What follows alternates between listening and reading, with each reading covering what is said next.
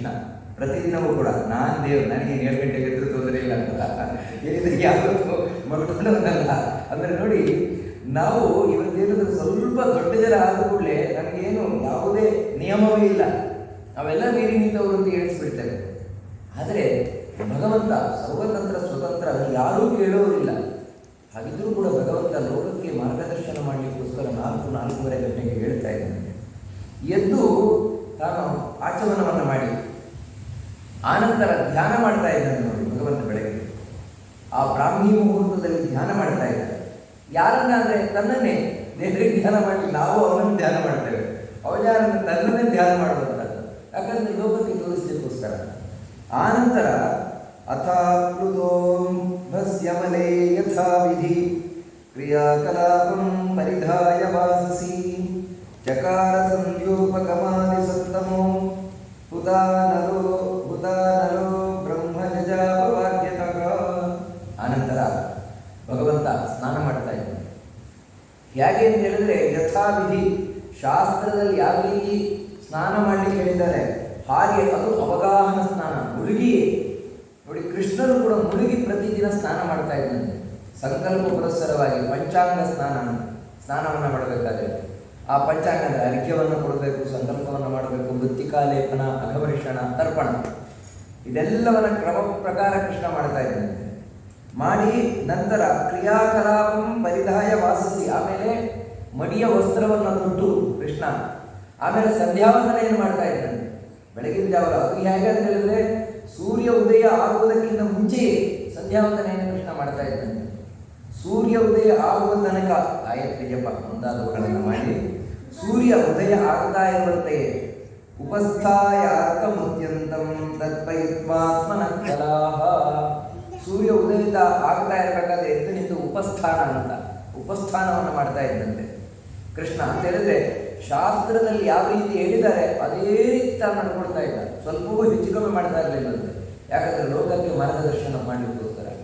ಭಗವದ್ಗೀತೆಯಲ್ಲಿ ಹೇಳಿದಾಗ ಉತ್ಸೀದೇವಿಯ ಮೇಲೋಕಾಹ, ನಾನೇ ಕರ್ಮವನ್ನು ಮಾಡಲಿಲ್ಲ ಅಂತ ಹೇಳಿದ್ರೆ ಇಡೀ ಲೋಕ ನನ್ನನ್ನು ನೋಡಿ ಎಲ್ಲ ಬಿಟ್ಬಿಟ್ಟಿತ್ತು.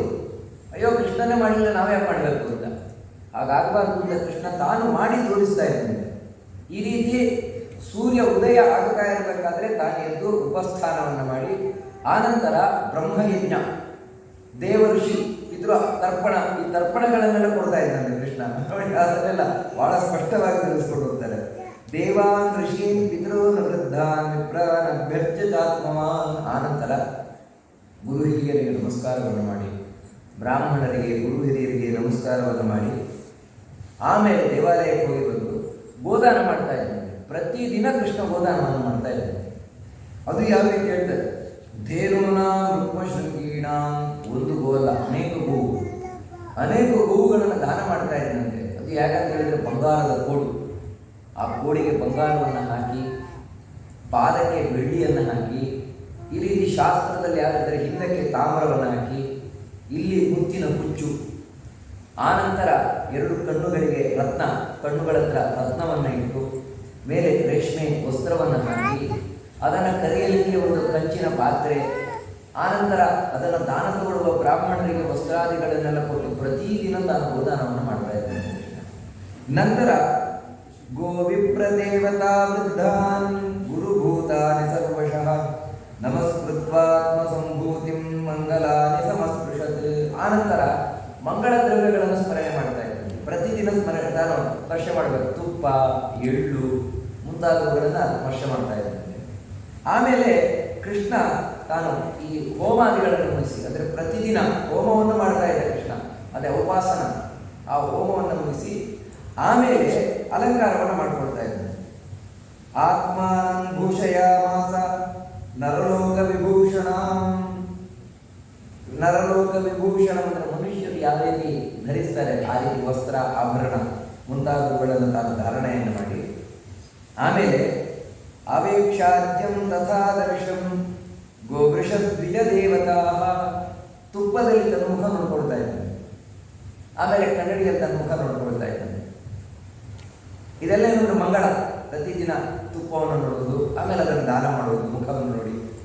ಆನಂತರ ಎಲ್ಲ ಮನೆಯವರು, ಅರಮನೆಯಲ್ಲಿ ಯಾರ್ಯಾರು ಕೆಲಸದವರಿದ್ದಾರೆ ಅವರನ್ನೆಲ್ಲ ಕೈ ಕರೆದು ಅವರ ಯೋಗಕ್ಷೇಮವನ್ನು ವಿಚಾರಿಸ್ತಾ ಇದ್ದಂತೆ. ನಿಮಗೆ ಏನಾದರೂ ತೊಂದರೆ ಇದೆಯಾ?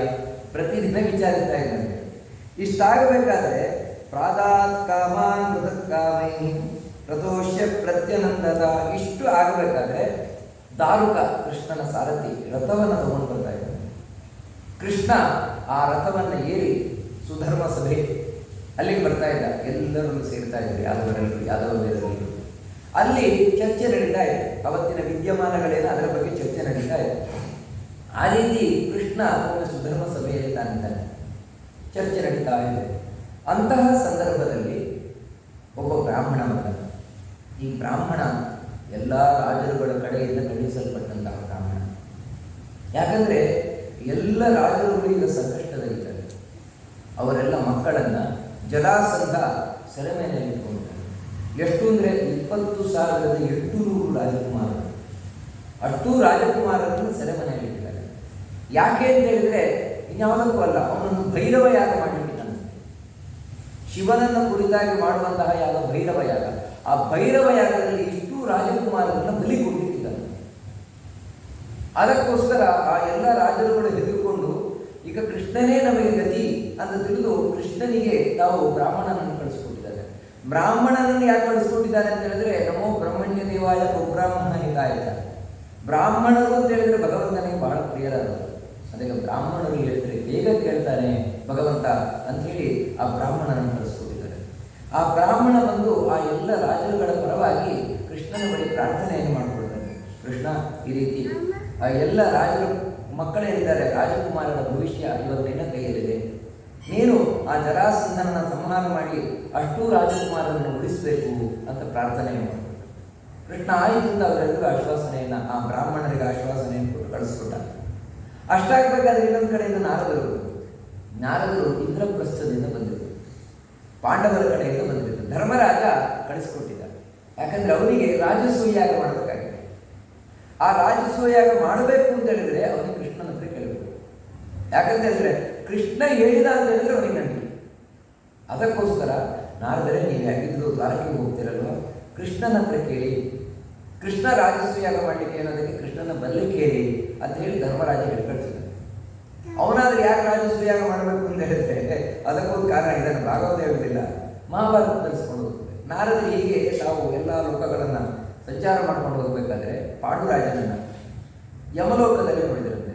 ಅಂದರೆ ಯಮಲೋಕದಲ್ಲಿ ಕಷ್ಟ ಅನುಭವಿಸ್ತಾ ಇರಲಿಲ್ಲ. ಪೂರ್ವ ಪಶ್ಚಿಮ ಉತ್ತರ ದ್ವಾರಗಳಲ್ಲಿ ಪುಣ್ಯಾತ್ಮರು ಹೋಗ್ತಾರೆ. ಯಮನ ಸಭೆಯಲ್ಲಿ ಪುಣ್ಯಾತ್ಮರು ಇರ್ತಾರೆ. ಯಮನ ಸಭೆಯಲ್ಲಿ ಇದ್ದಾನೆ. ಆದರೆ ಅವನ ಸಮಕಾಲೀನನೇ ಹರಿಶ್ಚಂದ್ರ. ಅವನು ಇಂದ್ರಲೋಕದಲ್ಲಿದ್ದಾನೆ. ಅಂದರೆ ಯಮಲೋಕಕ್ಕಿಂತ ಮೇಲೆ ಇರುವಂಥದ್ದು ಇಂದ್ರಲೋಕ. ಅದು ಪಾಂಡುರಾಜನಿಗೆ ಸ್ವಲ್ಪ ಬೇಜಾರು. ನನ್ನ ಸಮಕಾಲೀನಾದ ಹರಿಶ್ಚಂದ್ರ ಇಂದ್ರಲೋಕದಲ್ಲಿದ್ದಾನೆ, ನಾನು ಈ ಯಮಲೋಕದಲ್ಲಿದ್ದೇನೆ. ಅದ ಕಾರಣ ಏನಂದರೆ ಹರಿಶ್ಚಂದ್ರ ರಾಜಸೂಯಾಗ ಮಾಡಿದ್ದಾನೆ, ನಾನು ಮಾಡಿಲ್ಲ. ಅದಕ್ಕೆ ನಾರದರು ಬಂದಾಗ ಪಾಂಡುರಾಜ ಹೇಳಿ ಕಳಿಸಿದ, ನನ್ನ ಮಕ್ಕಳಿಗೆ ರಾಜಸೂಯಾಗ ಮಾಡಲಿಕ್ಕೆ ಹೇಳಿ, ಅದರ ಫಲದಿಂದಾಗಿ ನಾನು ಕೂಡ ಇಂದ್ರಲೋಕಕ್ಕೆ ಹೋಗ್ಲಿಕ್ಕಾಗತ್ತೆ ಅಂತ. ಅದನ್ನು ನಾರದರು ಬಂದು ಧರ್ಮರಾಜನಿಗೆ ಹೇಳಿದರು. ಧರ್ಮರಾಜ ಅದನ್ನು ಕೇಳ್ತಾ ಇದ್ದಾಗೆ ಹೌದು ಕೃಷ್ಣನನ್ನು ಕೇಳಬೇಕು, ಅದಕ್ಕೆ ಕೃಷ್ಣನ ಬರಲಿಕ್ಕೆ ಹೇಳಿ ಅಂತ ಹೇಳಿ ಇಲ್ಲಿ ಕಳಿಸ್ಕೊಟ್ಟಿದ್ದಾನೆ. ನಾರದರ ಆ ವಿಷಯವನ್ನು ಬಂದು ಹೇಳಿದರು. ಆಗ ಅಲ್ಲೇ ಇದ್ದಂತಹ ಉದ್ಧವ ಅವನು ಹೇಳ್ತಾನೆ, ಕೃಷ್ಣ ಇವಾಗ ಒಂದೇ ಕಲ್ಲು ಹೊಡೆದು 2 ಹಕ್ಕಿಯನ್ನು 2 ಹಣ್ಣನ್ನು ಬೆಳೆಸ್ಬೋದು. ಒಂದೇನೆಂದರೆ ಆ ಬ್ರಾಹ್ಮಣ ಬಂದು ಪ್ರಾರ್ಥನೆ ಮಾಡಿಕೊಂಡಿದ್ದಾನೆ ಜರಾಸಂಧನನ್ನು ಸಂಹಾರ ಮಾಡಬೇಕು ಅಂತ. ಧರ್ಮರಾಜ ಪ್ರಾರ್ಥನೆ ಮಾಡ್ತಾ ಇದ್ದಾನೆ ರಾಜಸೂಯಾಗ ಮಾಡಬೇಕು ಅಂತ. ರಾಜಸೂಯಾಗ ಆಗಬೇಕು ಅಂತ ಹೇಳಿದ್ರೆ ಎಲ್ಲ ರಾಜರುಗಳನ್ನು ಗೆದ್ದೇ ರಾಜಸೂಯಾಗ ಮಾಡಬೇಕು. ಅದಕ್ಕೆ ಅಡ್ಡಿಯಾಗುವವನು ಜರಾಸಂಧ ಇದ್ದೇ ಇದ್ದಾನೆ. ಅದರಿಂದಾಗಿ ಜರಾಸಂಧನನ್ನು ಕೊಂದೇ ರಾಜಸೂಯಾಗ ಮಾಡಲಿಕ್ಕಾಗುತ್ತೆ. ಅದರಿಂದಾಗಿ ಇವಾಗ ಜರಾಸಂಧನ ಸಂಹಾರವಾಗುತ್ತೆ, ರಾಜಸೂಯಾಗವಾಗುತ್ತೆ. ಅದಕ್ಕೋಸ್ಕರ ಇವಾಗ ಮಾತಾಡಲಿಕ್ಕೋಸ್ಕರ ಕೃಷ್ಣ ತಾನು ಹೊರಟ ಇಂದ್ರಪ್ರಸ್ಥಕ್ಕೆ ಬಂದು ಕೃಷ್ಣ ಬಂದಾಗ ಎಲ್ಲ ಪಾಂಡವರು ಸ್ವಾಗತವನ್ನು ಮಾಡಿದರು. ಸ್ವಾಗತವನ್ನು ಮಾಡಿ ಕೃಷ್ಣನ ಹತ್ರ ಎಲ್ಲ ಮಾತುಕತೆ ನಡೆಸಿದರು. ಕೃಷ್ಣ ತಾನು ಹೇಳ್ತಾನೆ, ಅದೇ ಜರಾಸಂಧನನ್ನು ಸಂಹಾರ ಮಾಡದೆ ರಾಜಸೂಯಾಗ ಮಾಡಲಿಕ್ಕೆ ಸಾಧ್ಯ ಇಲ್ಲ ಅಂತ ಹೇಳಿದಾಗ ಆ ಜರಾಸಂಧನ ಸಂಹಾರ ಮಾಡೋದು ಕೂಡಲೇ ನೋಡಿ ಮಹಾಭಾರತದಲ್ಲಿ ಬರುವಂಥದ್ದು. ಜರಾಸಂಧವು ಇದನ್ನು ಮೃತುದನಿಗೆ ಅಂತ ಕೃಷ್ಣ ಹೇಳ್ತಾರೆ. ಇದನ್ನು ಕೇಳಿದ ಕೂಡಲೇ ಧರ್ಮರಾಜ ಹಾಗಿದ್ರೆ ರಾಜಸೂಯಾಗ ಕೈ ಬಿಟ್ಟೆ ಅಂತ ಹೇಳಿ ಕೂಡಲೇ ಇದನ್ನು ಕೇಳ್ತಾ ಇದ್ದಾಗೇನೆ ಕೃಷ್ಣ ಹೇಳ್ತಾನೆ, ನಾನು ಜರಾಸಂಧ ಇದ್ದಾನೆ ಅಂತ ಗೊತ್ತುಂಟ ಅಂತ ಹೇಳಿದೆ ಹೊರತು ರಾಜಸೂಯಾಗ ಮಾಡ್ಲಿಕ್ಕೆ ಆಗೋಲ್ಲ ಅಂತ ಹೇಳ್ತಾ ಇರೋದಲ್ಲ. ಕೂಡಲೇ ಅರ್ಜುನ ಹೇಳ್ತಾನೆ, ಭೀಮಸೇನ ಎದ್ದೇನೆ ಅಂತ ಹೇಳ್ತಾನೆ. ಅಣ್ಣ ಯಾಕೆ ಸಾಧ್ಯ ಇಲ್ಲ?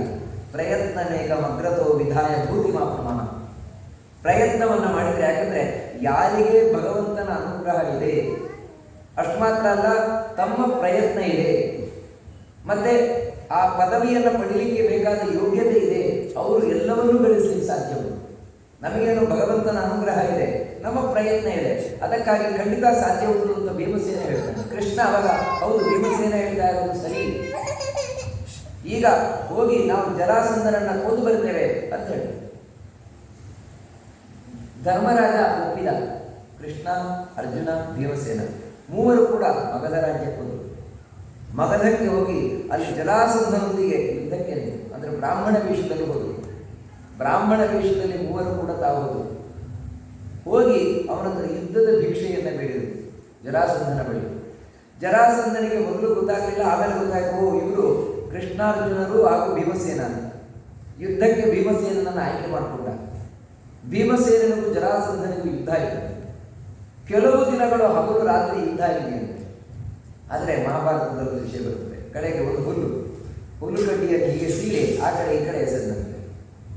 ಕೂಡಲೇ ಭೀಮಸೇನ ಗೊತ್ತಾಯಿತು ಅಂತ. ಸಾಮಾನ್ಯ ಇದಕ್ಕೆ ಏನು ತಿಳ್ಕೊಳ್ತಾರೆ ಅಂದರೆ, ಭೀಮಸೇನಿಗೆ ಎಷ್ಟು ದಿನ ಅದು ಗೊತ್ತೇ ಆಗಲಿಲ್ಲ.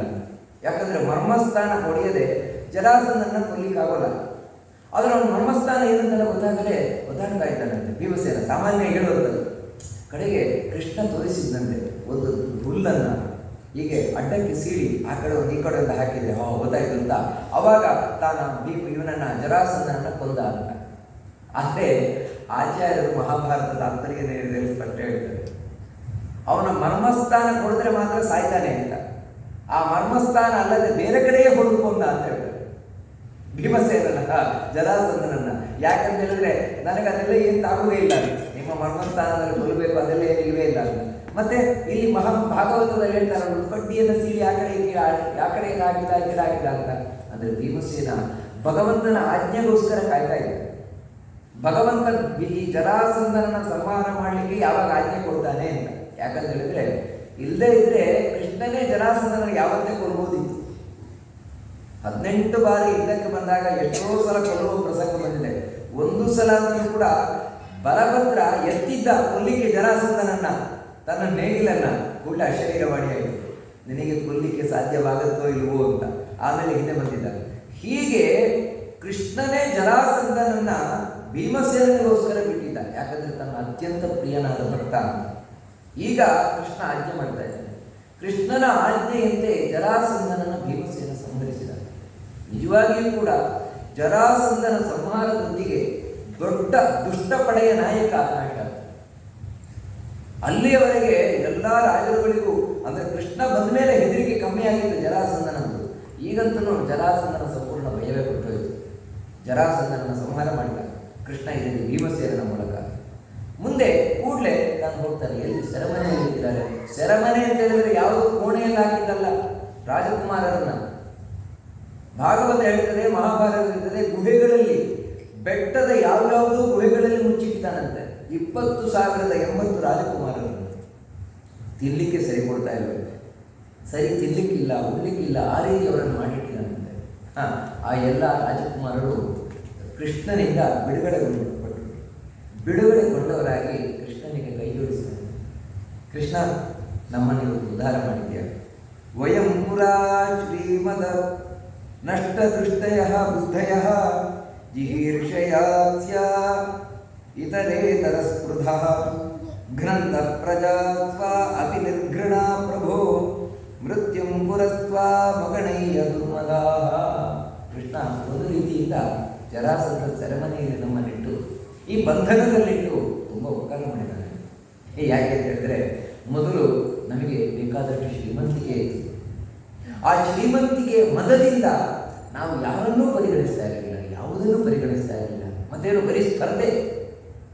ಈ ಸ್ಪರ್ಧೆಯ ಅಮಲಿನಲ್ಲಿ ನಾನು ನನಗೆ ಗೆಲ್ಲಬೇಕು, ಈ ರೀತಿ ನಮಗೆ ಬಡವರು, ಜನರು, ಪ್ರಜೆಗಳಿಗೆ ಕಾಣಿಸ್ತಾನೆ ಇಲ್ಲ. ಆ ರೀತಿ ನಾವು ವರ್ತಿಸ್ತಾ ಇದ್ವು, ಕುರುಡರಾಗಿದ್ದರು.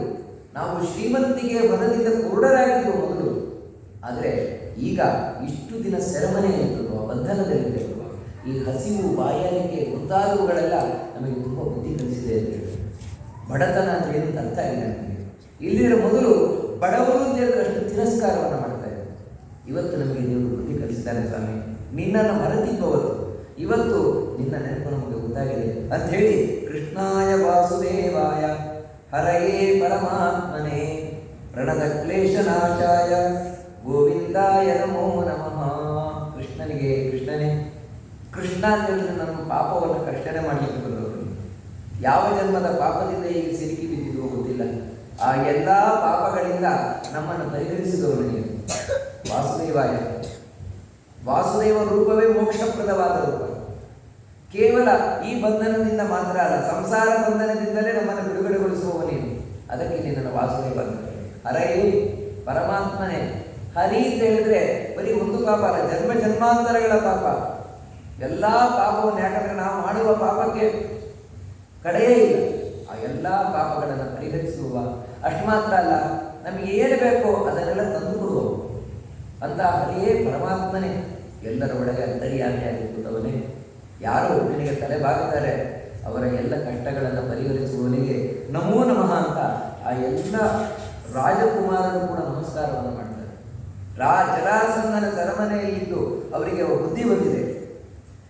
ಅವರು ಪ್ರಾರ್ಥನೆಯನ್ನು ಮಾಡ್ಕೊಳ್ತಾರೆ. ನರಾಜ್ಯಂ ಮೃಗತೃಷ್ಣ ರೂಷಿತಂ ದೇಹೇನ ಶಶ್ವತ್ ಪತತಾ ರಜೋಭುವ ಉಪಾಸಿತವ್ಯಂ ಸ್ಪೃಹಯಾಮಹೇ ವಿಭು. ಇವತ್ತು ನಾವು ರಾಜ್ಯವನ್ನು ಬಯಸ್ತಾ ಇಲ್ಲ, ನಾವೇನನ್ನು ಬಯಸ್ತಾ ಇಲ್ಲ, ಇವತ್ತು ನಿನ್ನ ಆರಾಧನೆಯನ್ನು ಬಯಸ್ತಾ ಇದ್ದೇವೆ. ಕೃಷ್ಣ ಅವರಿಗೆ ಅನುಗ್ರಹವನ್ನು ಮಾಡ್ತಾರೆ.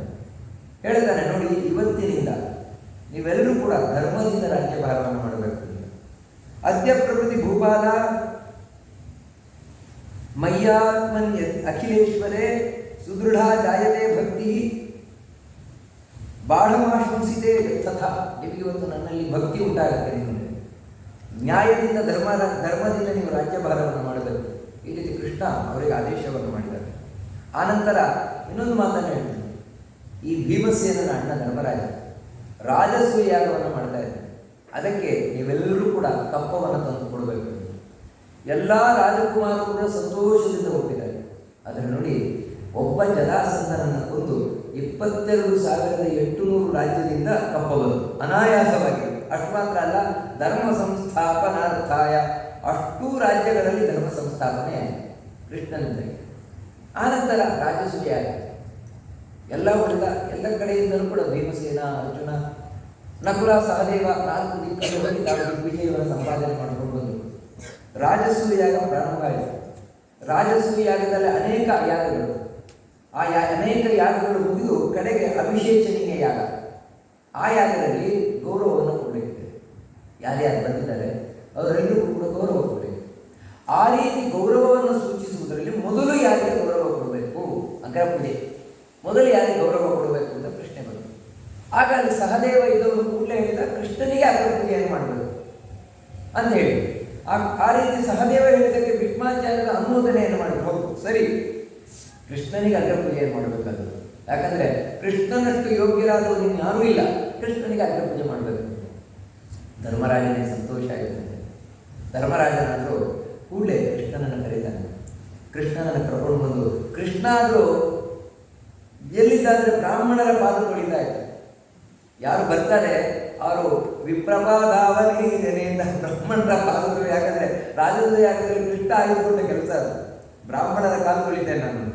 ಅವನನ್ನು ಕರ್ಕೊಂಡು ಬಂದು ಅವನನ್ನು ಒಳ್ಳೆಯ ಪೀಠದಲ್ಲಿ ಕುಳ್ಳಿರಿಸಿ ಆ ಕೃಷ್ಣನಿಗೆ ಪಾದ್ಯಾದಿಗಳನ್ನು ಅರ್ಪಣೆ ಮಾಡಿ ಅವನಿಗೆ ಎಲ್ಲ ಗೌರವವನ್ನು ಅರ್ಪಿಸಿದ್ರಂತೆ.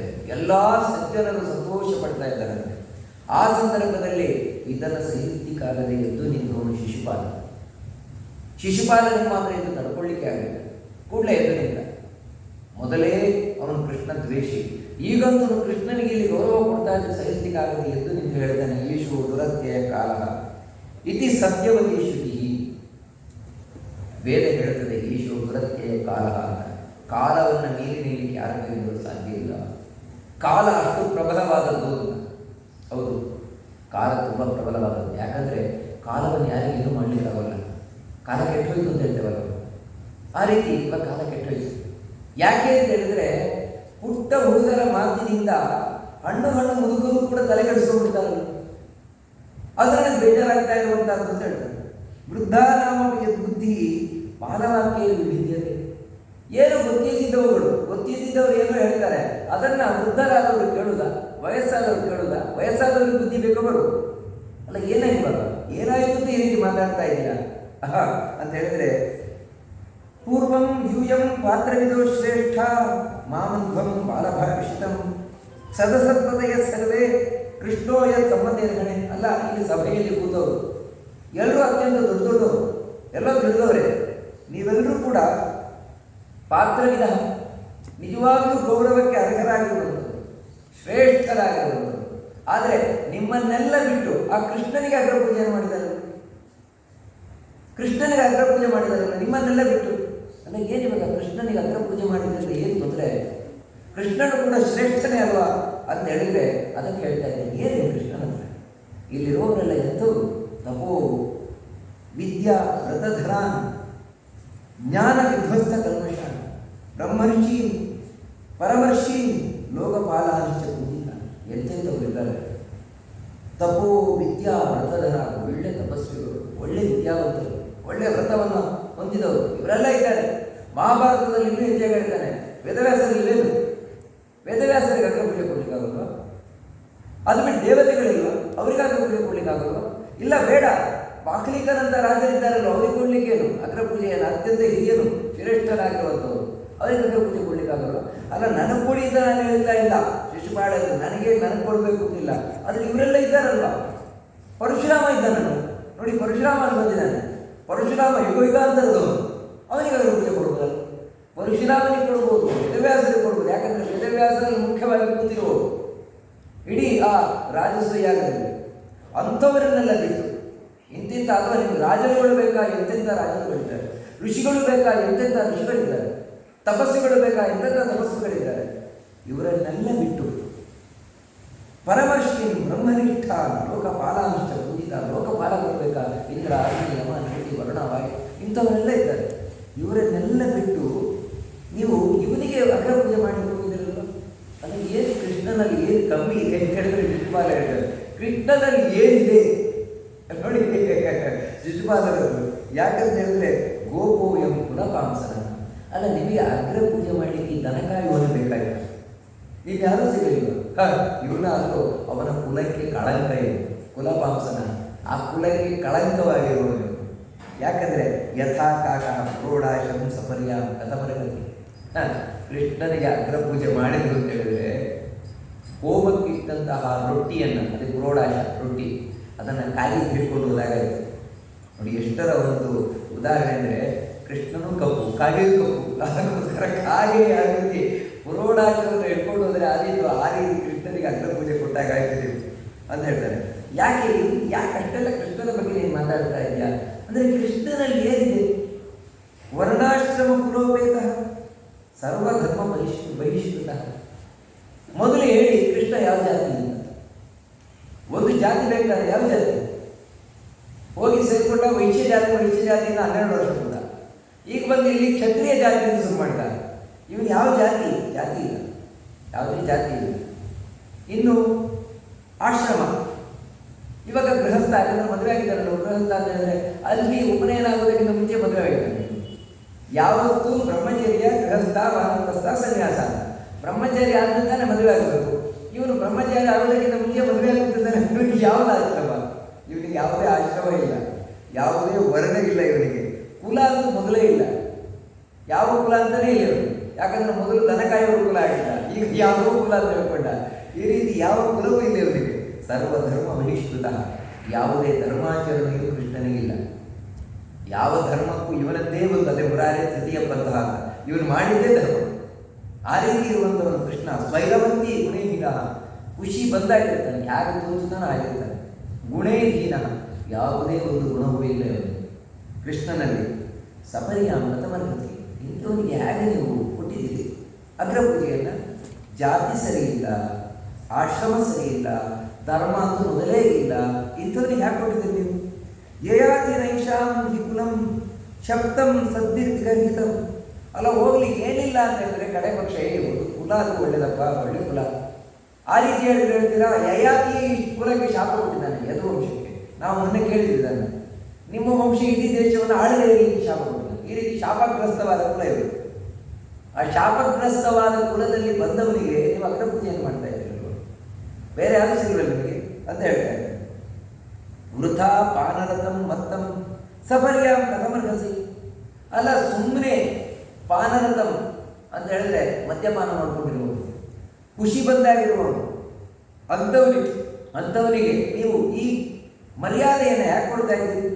ಬ್ರಹ್ಮರ್ಷಿ ಸೇವಿತಾನ್ ದೇಶಾನ್ ಹಿತ್ವೈತೆ ಬ್ರಹ್ಮವರ್ತ ಸಹ ಸಮುದ್ರ ದುರ್ಗಮಾಶ್ರಿತ್ಯ ಬಾಧಂತೆ ದಸ್ಯವ ಪ್ರಜಾ. ನೋಡಿ, ಸಾಮಾನ್ಯ ಬ್ರಹ್ಮರ್ಷಿಗಳು ದೇವರ್ಷಿಗಳೆಲ್ಲ ಸೇವಿಸಿರುವಂತಹ ಈ ದೇಶ, ಇದನ್ನು ಬಿಟ್ಟು ಸಮುದ್ರ ಮಧ್ಯದಲ್ಲೆಲ್ಲ ಹೋಗಿ ಕೂತಿದ್ದಾನೆ. ಆ ಸಮುದ್ರ ಮಧ್ಯದಲ್ಲಿ ಕೂತು ಈ ದೇಶಕ್ಕೆ ತಾನು ಪೀಡೆ ಕೊಡ್ತಾ ಇದ್ದಾನೆ. ಅಂಥವನಿಗೆ, ಈ ದೇಶವನ್ನು ಬಿಟ್ಟು ಬೇರೆ ಕಡೆ ಇರುವಂಥವನಿಗೆ ಈಗ ಅಗ್ರಪೂಜೆ ಯಾಕೆ ಮಾಡ್ತಾ ಇದ್ದೀನಿ? ಅಗ್ರಪೂಜೆಗೆ ಅವರು ಯೋಗ್ಯನೇ ಅಲ್ಲ ಅಂತ ಹೇಳ್ತಾ ಇದ್ದಾರೆ. ಈ ರೀತಿ ತಾನು ತುಂಬ ಇಲ್ಲಿ ಇಷ್ಟೇ ಹೇಳ್ತಾರೆ ಭಾಗವತದಲ್ಲಿ. ಮಹಾಭಾರತದಲ್ಲಂತೂ ಇನ್ನೂ ಹೆಚ್ಚು ಹೇಳ್ಕೊಂಡು ಹೋಗ್ತಾರೆ, ಸಿಕ್ಕಾಪಟ್ಟೆ ಹೇಳ್ಕೊಂಡು ಹೋಗ್ತಾನೆ ಶಿಶುಪಾಲ. ಎಷ್ಟು ಹೇಳ್ತಾನೆ ಅಂದರೆ, ಏನು ಭಾರಿ ಕೃಷ್ಣನ ಬಗ್ಗೆ ನೀವು ಹೊಗಳ್ತಿರಲ್ವೋ ಹಾಗೆ ಹೀಗೆ ಅಂತ. ಏನು ಬಾರಿ ಗೋವರ್ಧನ ಪರ್ವತವನ್ನು ಎತ್ತಿಬಿಟ್ಟ. ಏನು ಎತ್ತಿದ? ಅವನು ಹುದ್ದೆ ಎತ್ತಿದ. ಅದೇ ದೊಡ್ಡ ಮಹಾ ಅಂತ ಹೇಳ್ತಾನೆ. ಅಂದರೆ ಮಹಾಭಾರತದಲ್ಲಿ ಇನ್ನೂ ತುಂಬ ಹೇಳ್ಕೊಂಡು ಹೋಗ್ತಾರೆ ಅವರು ಕೃಷ್ಣನನ್ನ ನಿಂದೆಯನ್ನು ಮಾಡ್ತಾರೆ. ಬಹಳ ಬಹಳ ಅಲ್ಲಿ ಹೆಚ್ಚು ವಿಷಯಗಳಲ್ಲೇ. ಇಷ್ಟೆಲ್ಲ ನಿಂದೆಯನ್ನು ಮಾಡಬೇಕಾದ್ರೆ ಯಾರಿಗೆ ಭಗವದ್ ಭಕ್ತರಿದ್ದಾರೆ ಅವರು ಯಾರಿಗೂ ಕೇಳಲಿಕ್ಕಾಗಲಿಲ್ಲ. ಇಲ್ಲಿ ಗಮನಿಸಬೇಕಾದದ್ದು ಏನಂದರೆ, ಶಿಶುಪಾಲನಲ್ಲಿ ಎರಡು ಜೀವ ಇದೆ. ಒಬ್ಬ ಭಗವಂತನ ದ್ವಾರಪಾಲಕನಾದಂತಹ ವಿಜಯ, ಇವರೊಳಗೆ ಕೂತಿದ್ದಾನೆ. ಇನ್ನೊಬ್ಬ ಹಿರಣ್ಯಕಶಿಪು. ಆ ಹಿರಣ್ಯಕಶಿಪು ಇವರೊಳಗೆ ಕೂತಿದ್ದಾನೆ. ಅದಕ್ಕಾಗಿ ಇವನು ಒಂದು ಮಾತಾಡಿದ ಅಂದರೆ ಎರಡು ಅರ್ಥ ಇರ್ತದೆ. ಒಂದು ಭಗವಂತನ ಸ್ತುತಿ ರೂಪವಾದ ಅರ್ಥ, ಭಗವಂತನನ್ನು ಹೊಗಳುವ ಅರ್ಥ. ಇನ್ನೊಂದು ಭಗವಂತನ ಬೈಯುವ ಅರ್ಥ. ಅದಕ್ಕಾಗಿ ಇವನು ಮಾತುಗಳಾಗಿ ಡಬಲ್ ಮೀನಿಂಗ್, ಎರಡು ಅರ್ಥ. ಇಲ್ಲಿ ಮೊದಲಿಂದ ನಾವು ನೋಡಿದ್ರೆ ವರ್ಣಾಶ್ರಮಕ್ಕೆ ಹೋಗ್ಬೇಕಾ? ಹೊರಗಿನಿಂದ ಜಾತಿ ಇಲ್ಲ, ಕುಲ ಇಲ್ಲ, ಏನಿಲ್ಲ. ಇವಾಗಲೂ ದೇವರಿಗೆ ಯಾವುದೂ ಇಲ್ಲ, ಯಾವ ಕುಲವೂ ಇಲ್ಲ, ಯಾವ ಇದು ಇಲ್ಲ. ಯಾಕಂತ ಹೇಳಿದ್ರೆ ಎಲ್ಲವನ್ನು ಮೀರಿ ನಿಂತವನು, ಸ್ವೈರವರ್ತಿ, ಸ್ವತಂತ್ರವಾಗಿರುವವನು, ಗುಣಹೀನ. ನಮ್ಮ ಹಾಗೆ ಈ ಸಾತ್ವಿಕ ರಾಜಸ ತಾಮಸ ಯಾವ ಗುಣಗಳು ಇಲ್ಲೇ ಇರುವವರು. ಈ ರೀತಿ ಇವೆಲ್ಲವೂ ಕೂಡ ಭಗವಂತನ ಹೊಗಳಿಕೆ ಆಗ್ತದೆ ಒಳಗಿನ ವಿಜಯನನ್ನು ನೋಡಿದಾಗ. ಅದೇ ಹಿರಣ್ಯಕಶಿಪು ನೋಡಿದಾಗ ಇದೆಲ್ಲವೂ ಕೂಡ ಬೈಗುಳಾಗ್ತದೆ. ಅಲ್ಲಿರುವ ಎಲ್ಲ ಭಗವದ್ ಭಕ್ತರಿಗೆ ಸೈನಿಕಾಗಬೇಕು. ಎದ್ದು ನಿಂತರಂತೆ ಯುದ್ಧಕ್ಕೆ. ಕೃಷ್ಣ ತಡೆದ. ಜರಾಸಂಧಿ ಶಿಶುಪಾಲನನ್ನು ಯುದ್ಧಕ್ಕೆ ಆಹ್ವಾನವನ್ನು ಮಾಡಿದ. ಇದು ಭಾಗವತ ಹೇಳುವುದಿಲ್ಲ, ಆದರೆ ಮಹಾಭಾರತ ಹೇಳುತ್ತದೆ. ಯುದ್ಧಕ್ಕೆ ಆಹ್ವಾನವನ್ನು ಮಾಡಿದ. ಕೃಷ್ಣನಿಗೂ ಶಿಶುಪಾಲನಿಗೂ ಯುದ್ಧ ಆಯಿತು. ಆ ಯುದ್ಧದಲ್ಲಿ ಶಿಶುಪಾಲನನ್ನು ಕೃಷ್ಣ ಸಂಹಾರ ಮಾಡಿದ. ಹೀಗೆ ಆ ರಾಜಸೂಯ ಯಾಗದಲ್ಲಿ ಶಿಶುಪಾಲನ ಸಂಹಾರ ಆಯಿತು. ಶಿಶುಪಾಲ ಸಂಹಾರ ಆಗಿ ನಾವು ಮೊದಲೇ ಕೇಳಿದ್ವು, ಅವನು ಮರಣ ಹೊಂದಿದಾಗ ಅವನ ಒಳಗಿನ ಒಂದು ಜ್ಯೋತಿ ಬಂದು ಕೃಷ್ಣನನ್ನು ಸೇರಿಕೊಳ್ತು. ಯಾಕಂತ ಹೇಳಿದ್ರೆ ಅವನ ವಿಜಯ. ಅಲ್ಲಿಗೆ ಅವನ ಶಾಪವೂ ಮೋಚನೆ ಆಯಿತು, ಮತ್ತು ಭಗವಂತನ ದ್ವಾರಪಾಲಕನಾಗಿದೆ. ಇಷ್ಟು ವಿಷಯವನ್ನು ತಿಳಿಸ್ಕೊಂಡು ಹೋಗ್ತಾರೆ. ಇದಾದ ಮೇಲೆ ಆ ರಾಜಸೂಯ ಯಾಗ ಮುಗೀತು. ರಾಜಸೂಯ ಯಾಗ ಮುಗಿದ ಮೇಲೆ ಎಲ್ಲ ಬಂದಂತಹ ರಾಜರುಗಳೆಲ್ಲ ತಾವು ಹೋಗ್ತಾ ಇದ್ದಾರೆ. ದುರ್ಯೋಧನ ಮಾತ್ರ ಅಲ್ಲೇ ಉಳ್ಕೊಂಡಿದ್ದಾನೆ. ಯಾಕಂತ ಹೇಳಿದ್ರೆ ಅಲ್ಲಿ ಮಯ ನಿರ್ಮಿತವಾದ ಸಭೆ ಅದನ್ನೆಲ್ಲ ನೋಡಬೇಕು ಅಂತ. ಒಂದು ಕಡೆಯಿಂದ ದುರ್ಯೋಧನ ಧನಾಧ್ಯಕ್ಷ ಆ ರಾಜಸೂಯಾಗದಲ್ಲಿ, ಅದು ಮಹಾಭಾರತದಲ್ಲಿ ಹೇಳ್ತಾರೆ. ಧನಾಧ್ಯಕ್ಷ ಅಂತ ಹೇಳಿದ್ರೆ ಉಡುಗೊರೆ ತಂದು ಕೊಡ್ತಾರಲ್ವ, ಅದನ್ನೆಲ್ಲ ತಗೊಳ್ಳೋದಿಲ್ಲ. ಬೇರೆ ಬೇರೆ ರಾಜರುಗಳು ನಾನಾ ವಿಧವಾದ ಉಡುಗೊರೆಗಳನ್ನು ತಂದು ಕೊಡ್ತಾರಂತೆ. ಆ ಎಲ್ಲ ಉಡುಗೊರೆಗಳನ್ನು ತಗೊಳ್ಳೋದಿಲ್ಲ. ತಗೊಳ್ಳೋದು ಅದನ್ನೆಲ್ಲ ಕೈ ಕೊಡಬೇಕಲ್ವ. ಅವನು ಹೇಳ್ತಾನೆ, ಉಡುಗೊರೆ ತಗೊಂಡು ನನಗೆ ಕೈಯೆಲ್ಲ ಸಾಕಾಗೋಯ್ತು. ಏನೇನು ಉಡುಗೊರೆ ತಂದಿದ್ದಾರೆ, ಎಂತೆಂಥ ಉಡುಗೊರೆ ತಂದಿದ್ದಾರೆ, ಇವನು ಕಂಡೇ ಇಲ್ಲ ಅಂಥ ಉಡುಗೊರೆಗಳೆಲ್ಲ. ಅದನ್ನು ನೋಡಿಯೇ ಅವನು ಬಟ್ಟೆ ಉಡುಗೋಗಿದೆ. ಏನು ಇವನು ರಾಜಸೂಯಾಗದ ಒಂದು ವೈಭವ ಏನಿಲ್ಲ. ಅದಕ್ಕೆ ಸರಿಯಾಗಿ ಇನ್ನೊಂದು ಘಟನೆ ನಡೆಯಿತು. ಎಲ್ಲರೂ ಹೋಗಿದ್ದಾರೆ, ಕೃಷ್ಣ ಇನ್ನೂ ಇದ್ದಾರೆ. ಕೃಷ್ಣ ಒಬ್ಬನೇ ಇಲ್ಲ. ಕೃಷ್ಣ ಬರಬೇಕಾದ್ರೆ ಅವನು 16,108 ಪತ್ನಿಯರನ್ನು ಕರ್ಕೊಂಡು ಬಂದಿದ್ದಾರೆ. ಅವರೆಲ್ಲರೂ ಕೂಡ ಇದ್ದಾರೆ. ಇನ್ನು ದುರ್ಯೋಧನಾದಿಗಳು ಏನಿದ್ದಾರೆ, ದುರ್ಯೋಧನ ಇದ್ದಾನೆ. ಧರ್ಮರಾಜನ ಸಭೆ, ಮಯ ನಿರ್ಮಿತವಾದ ಸಭೆಯಲ್ಲಿ ಧರ್ಮರಾಜ ಕೂತಿದ್ದಾನೆ. ಕೃಷ್ಣನು ಕೂಡ ಕೂತಿದ್ದಾನೆ. ಕೃಷ್ಣನ ಪತ್ನಿಯರೆಲ್ಲರೂ ಕೂಡ ಕೂತಿದ್ದಾರೆ. ದುರ್ಯೋಧನ ಆ ಸಭೆಗೆ ಬರಬೇಕು ಅಂತ ಬಂದ, ಮಯನ ಸಭೆಗೆ ಬಂದ. ಬರಬೇಕಾದ್ರೆ ಅದು ಮಯಮಯ, ಆ ಮಯನ ಸಭೆ ಅಂದರೆ ಮಯಮಯ ಸಭೆ. ಅದರಿಂದಾಗಿ ಅದರೊಳಗೆ ಬರಲಿಕ್ಕೆ ಗೊತ್ತಾಗಲಿಲ್ಲ ಅವರಿಗೆ. ಯಾಕಂತ ಹೇಳಿದ್ರೆ ಅದು ಸ್ಫಟಿಕದ ಗೋಡೆ, ಆ ಸ್ಫಟಿಕದ ಗೋಡೆ ಎಷ್ಟು ಪಾರದರ್ಶಕವಾಗಿದೆ ಅಂತ ಹೇಳಿದ್ರೆ ಒಳಗೆ ಇರುವುದೆಲ್ಲ ಕಾಣಿಸ್ತಾ ಇದೆ, ಚೆನ್ನಾಗಿ ಕಾಣಿಸ್ತಾ ಇದೆ. ಇವನು ಇಲ್ಲಿ ಸಭೆ ಇದೆ ಅಂತ ಸೀದಾ ಹೋದ್ರೆ ಅಲ್ಲಿ ಗೋಡೆ ಇದೆ, ಗೊತ್ತೇ ಇಲ್ಲ ಇವನಿಗೆ. ಡಕ್ಕ ಹೋಗಿ ತಲೆಗೆ ತಾಗಿತ್ತು, ಕೂಡಲೇ ತಲೆಗೆ ತಾಗಿತ್ತು. ಇದನ್ನು ಗೋಡೆ ಇದೆ ಅಂತ ತಿಳ್ಕೊಳ್ತಾ ಇದ್ದಾರೆ. ಎಲ್ಲಿ ಒಳಗೆ ಹೋಗುವುದು ಯಾಕೆ ಗೊತ್ತಾಗ್ತಾ ಇಲ್ಲ ಅವರಿಗೆ, ಅಲ್ಲ ತಡವರಿಸ್ತಾ ಇದ್ದಾರೆ. ಏನು ಆಶ್ಚರ್ಯ ಅಂದರೆ ಸಭೆ ಕೂತವರಿಗೆಲ್ಲ ದುರ್ಯೋಧನ ಈ ಪೇಚು ಗೊತ್ತಾಗ್ತಾ ಇದೆ. ಇವನಿಗೂ ಅವಮಾನ ಆಗ್ತಾ ಇದೆ ದುರ್ಯೋಧನನಿಗೆ. ಮೊದಲೇ ಹೊಟ್ಟೆ ಕಿಚ್ಚೋರು, ಹೊಟ್ಟೆ ಕಿಚ್ಚಿನ ಮಾರಿ ದುರ್ಯೋಧನ. ಅದಕ್ಕೆ ಸರಿಯಾಗಿ ಈಗ ಇಷ್ಟು ಸಂಪತ್ತನ್ನು ನೋಡಿ ಇನ್ನೂ ಅವನಿಗೆ ಒಳಗಿಂದ ಹೊಟ್ಟೆ ಉರಿ ತಡ್ಕೊಳ್ಳಿಕ್ಕೆ ಆಗ್ತಾ ಇಲ್ಲ. ಅದಕ್ಕೆ ಸರಿಯಾಗಿ ಇಲ್ಲಿ ಅವಮಾನ ಬೇರೆ ಆಗ್ತಾ ಇದೆ. ಅವ ಕೂಡಲೇ ಧರ್ಮರಾಜ ಕಳಿಸ್ಕೊಡ್ತಾನೆ, ಸಹದೇವನ ಹೋಗಿ ಧರ್ಮರಾಜನ ಕರ್ಕೊಂಬ, ದುರ್ಯೋಧನ ಕರ್ಕೊಂಬ ಅಂತ. ಯಾಕಂದ್ರೆ ಪಾಪ ಎಲ್ಲ ಅವಮಾನ ಆಗ್ಬಿಡ್ತದೆ ದುರ್ಯೋಧನಿಗೆ ಅಂತ. ಸಹದೇವ ಹೋಗಿ ದುರ್ಯೋಧನನ ಕರ್ಕೊಂಡ್ಬಂದ. ದಾರಿ ಆದ್ರೆ ಗೊತ್ತಾಗ್ಬೇಕಲ್ವ, ಒಳಗೆ ಬಂದು ಕೂಡಲೇ ಕೈ ಬಿಡಿಸ್ಕೊಂಡು ನಾನು ಹೋಗ್ತೇನೆ. ಯಾಕಂದ್ರೆ ದುರ್ಯೋಧನಿಗೆ ಜಂಬ ಅಲ್ಲಿ ಕೂಡ. ಸರಿ ಇಂಥ ಸಹದೇವ ಬಂದ. ದುರ್ಯೋಧನ ಸೀದಾ ಬರ್ತಾ ಇದ್ದಾನೆ ಸಭೆಯಲ್ಲಿ. ಬರಬೇಕಾದ್ರೆ ಅಲ್ಲಿ ಏನು ಥರ ಆ ಮಯ ಯಾವ ರೀತಿಯಿಂದಾಗಿ ನಿರ್ಮಾಣವನ್ನು ಮಾಡಿದ್ದಾನೆ ಅಂತ ಹೇಳಿದ್ರೆ ಸುತ್ತ ನೀರಿನ ಹಾಗೆ ಕಾಣಿಸ್ತಾ ಇದೆಯಂತೆ. ಅಂದರೆ ಸ್ಫಟಿಕದ ನೆಲ. ಆ ಸ್ಫಟಿಕದ ನೆಲದ ಸುತ್ತ ಈ ಕೆಂಪು ಮಣಿ, ಆ ಕೆಂಪು ಮಣಿ ಆಗಿದ್ರೆ ಒಳ್ಳೆ ಶೈನಿಂಗ್, ಇದು ಒಳ್ಳೆ ಫೋಕಸ್ ಕೊಟ್ಟಾಗೆ. ಅದರಲ್ಲಿ ಕಮಲಗಳು ಬೇರೆ, ಆ ಕಮಲಗಳು ಒಳ್ಳೆ ಹೊಳದಿಂದ ಮಾಡಿದ ಕಮಲಗಳು. ಇವನು ನೀರಿದೆ ಅಂತ ತಿಳ್ಕೊಂಡೆ, ನೀರಿದೆ ಅಂತ ತಿಳ್ಕೊಂಡು ಪಂಚೆ ಎತ್ತಿದ. ಪಂಚೆ ಎತ್ತಿ ಕಾಲಿಟ್ಟ ಅಲ್ಲಿ ನೀರೇ ಇಲ್ಲ. ಇನ್ನೊಂದು ಸಲ ಇನ್ನು ಬೆಸ್ಟ್ ಬಿದ್ದ, ಮೋಸ ಹೋದ. ಮುಂದೆ ಹೀಗೆ ಹೋಗ್ಬೇಕಾದ್ರೆ ಇದೇ ರೀತಿ ಇದೆ, ಇದೇ ರೀತಿ. ಇದು ಹಿಂದಿನ ಹಾಗೆ ಅಂತೇಳಿ ಕಾಲಿಟ್ಟ, ಅಲ್ಲಿ ನೀರಿದೆ. ನಿಜವಾಗ್ಲೂ ಹಿಂದೆ ನೀರಿರಲಿಲ್ಲ, ಆದರೆ ಇಲ್ಲಿ ನೀರಿದೆ. ನೀರಿನಲ್ಲೂ ದೊಡ್ಡ ಕೆಳಗೆ ಬಿದ್ದ. ಬಿದ್ದ ಕೂಡಲೇ ನೋಡಿ, ಇದು ಬಹಳ ಮುಖ್ಯವಾಗಿರುವುದು, ಬಹಳ ಮುಖ್ಯವಾದ ವಿಷಯ. ಕೂಡಲೇ ಕೃಷ್ಣ ಅಲ್ಲಿ ಕೂತಿದ್ದ. ಕೂತವನು ರಾಜ್ಞಾ ಕೃಷ್ಣಾನುಮೋದಿತ.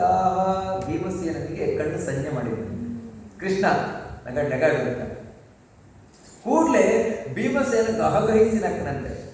ಕೃಷ್ಣ ಕೂಡಲೇ ದ್ರೌಪದಿಗೆ ಆಜ್ಞೆ ಮಾಡಿದಂತೆ, ಹೀಗೆ ಕಣ್ಣಿನಲ್ಲಿ ನಗಾಡುತ್ತಾ. ದ್ರೌಪದಿ ನಗಾಡ್ತಾ ಇದ್ದಾರಂತೆ.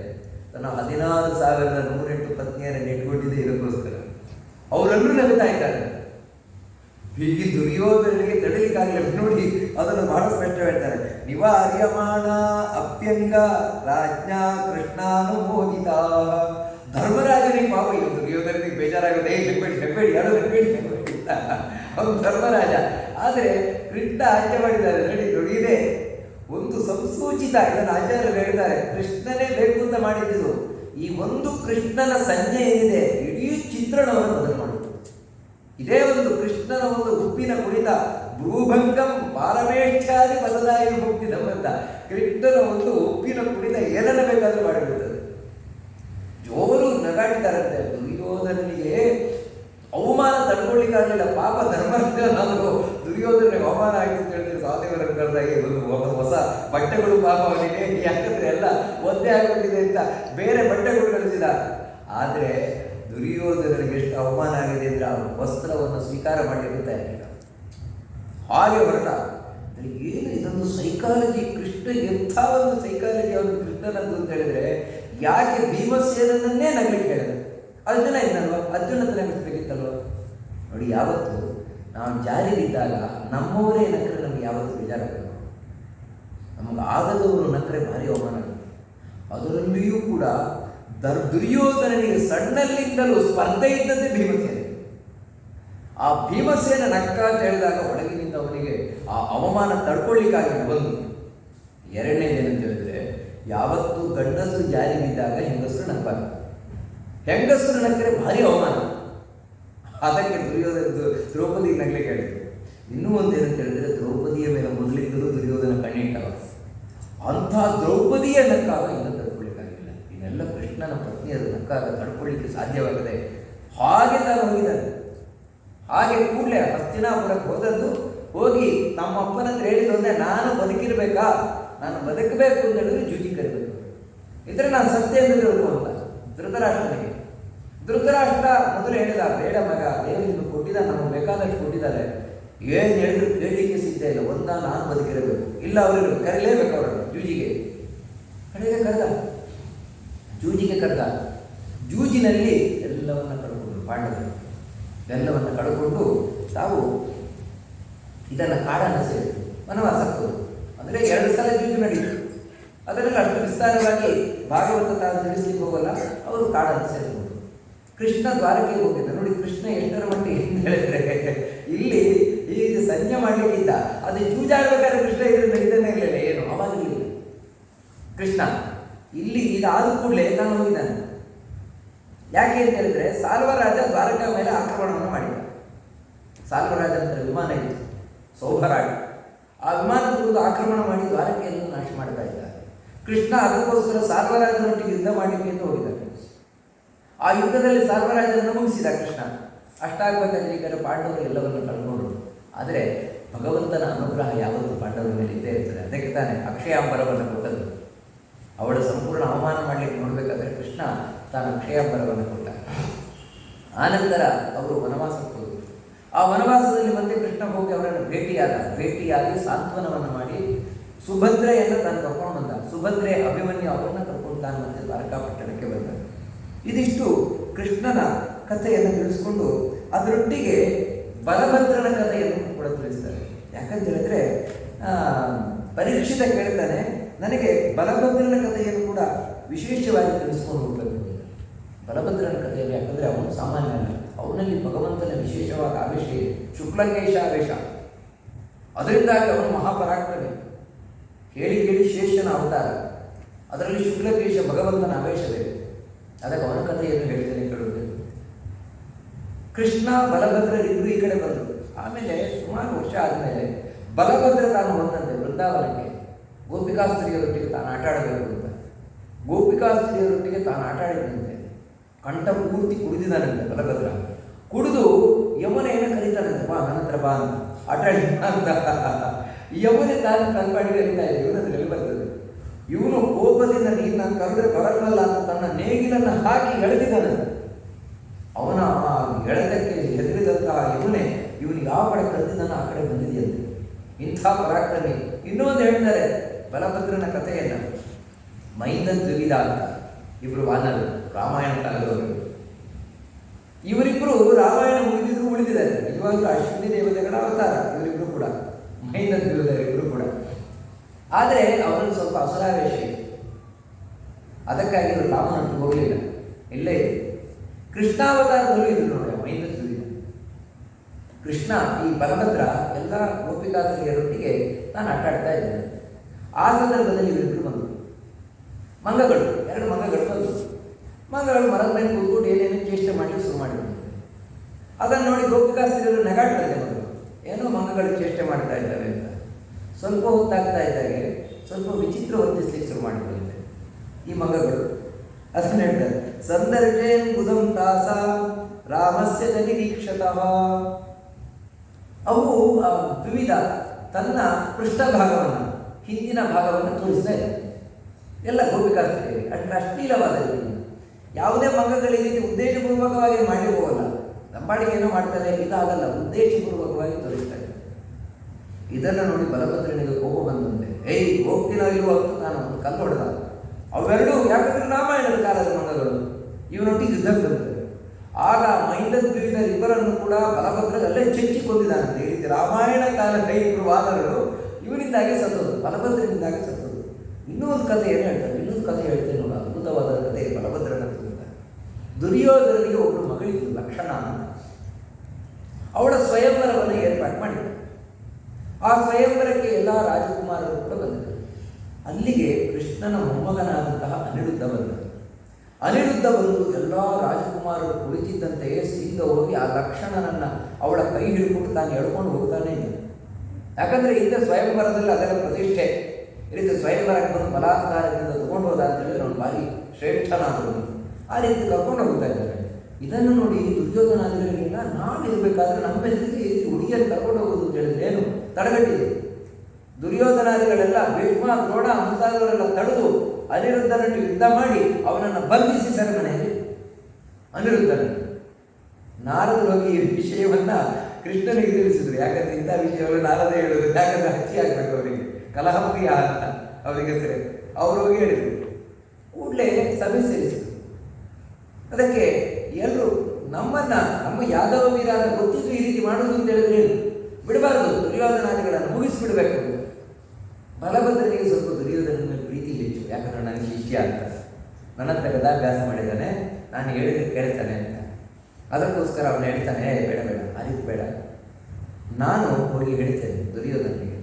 ದುರ್ಯೋಧನ ನನ್ನ ಮಾತಿಗೆ ಬೆಲೆ ಕೊಡ್ತಾನೆ, ಬಿಡ್ತಾನೆ ನಮ್ಮ ಹುಡುಗನನ್ನು ಅಂಥೇಳಿ ಉದ್ಧವನನ್ನು ಕರ್ಕೊಂಡು ಹೋದ ಬಲಭದ್ರ. ತಾನು ಹೊರಗೆ ನಿಂತು ಉದ್ಧವನನ್ನು ಕಳಿಸ್ಕೊಟ್ಟ. ನೋಡು ಹೋಗಿ ಹೇಳು ಈ ರೀತಿ ಇವರಿಗೆ ದುರ್ಯೋಧನಾದಿಗಳಿಗೆ ಅಂತ.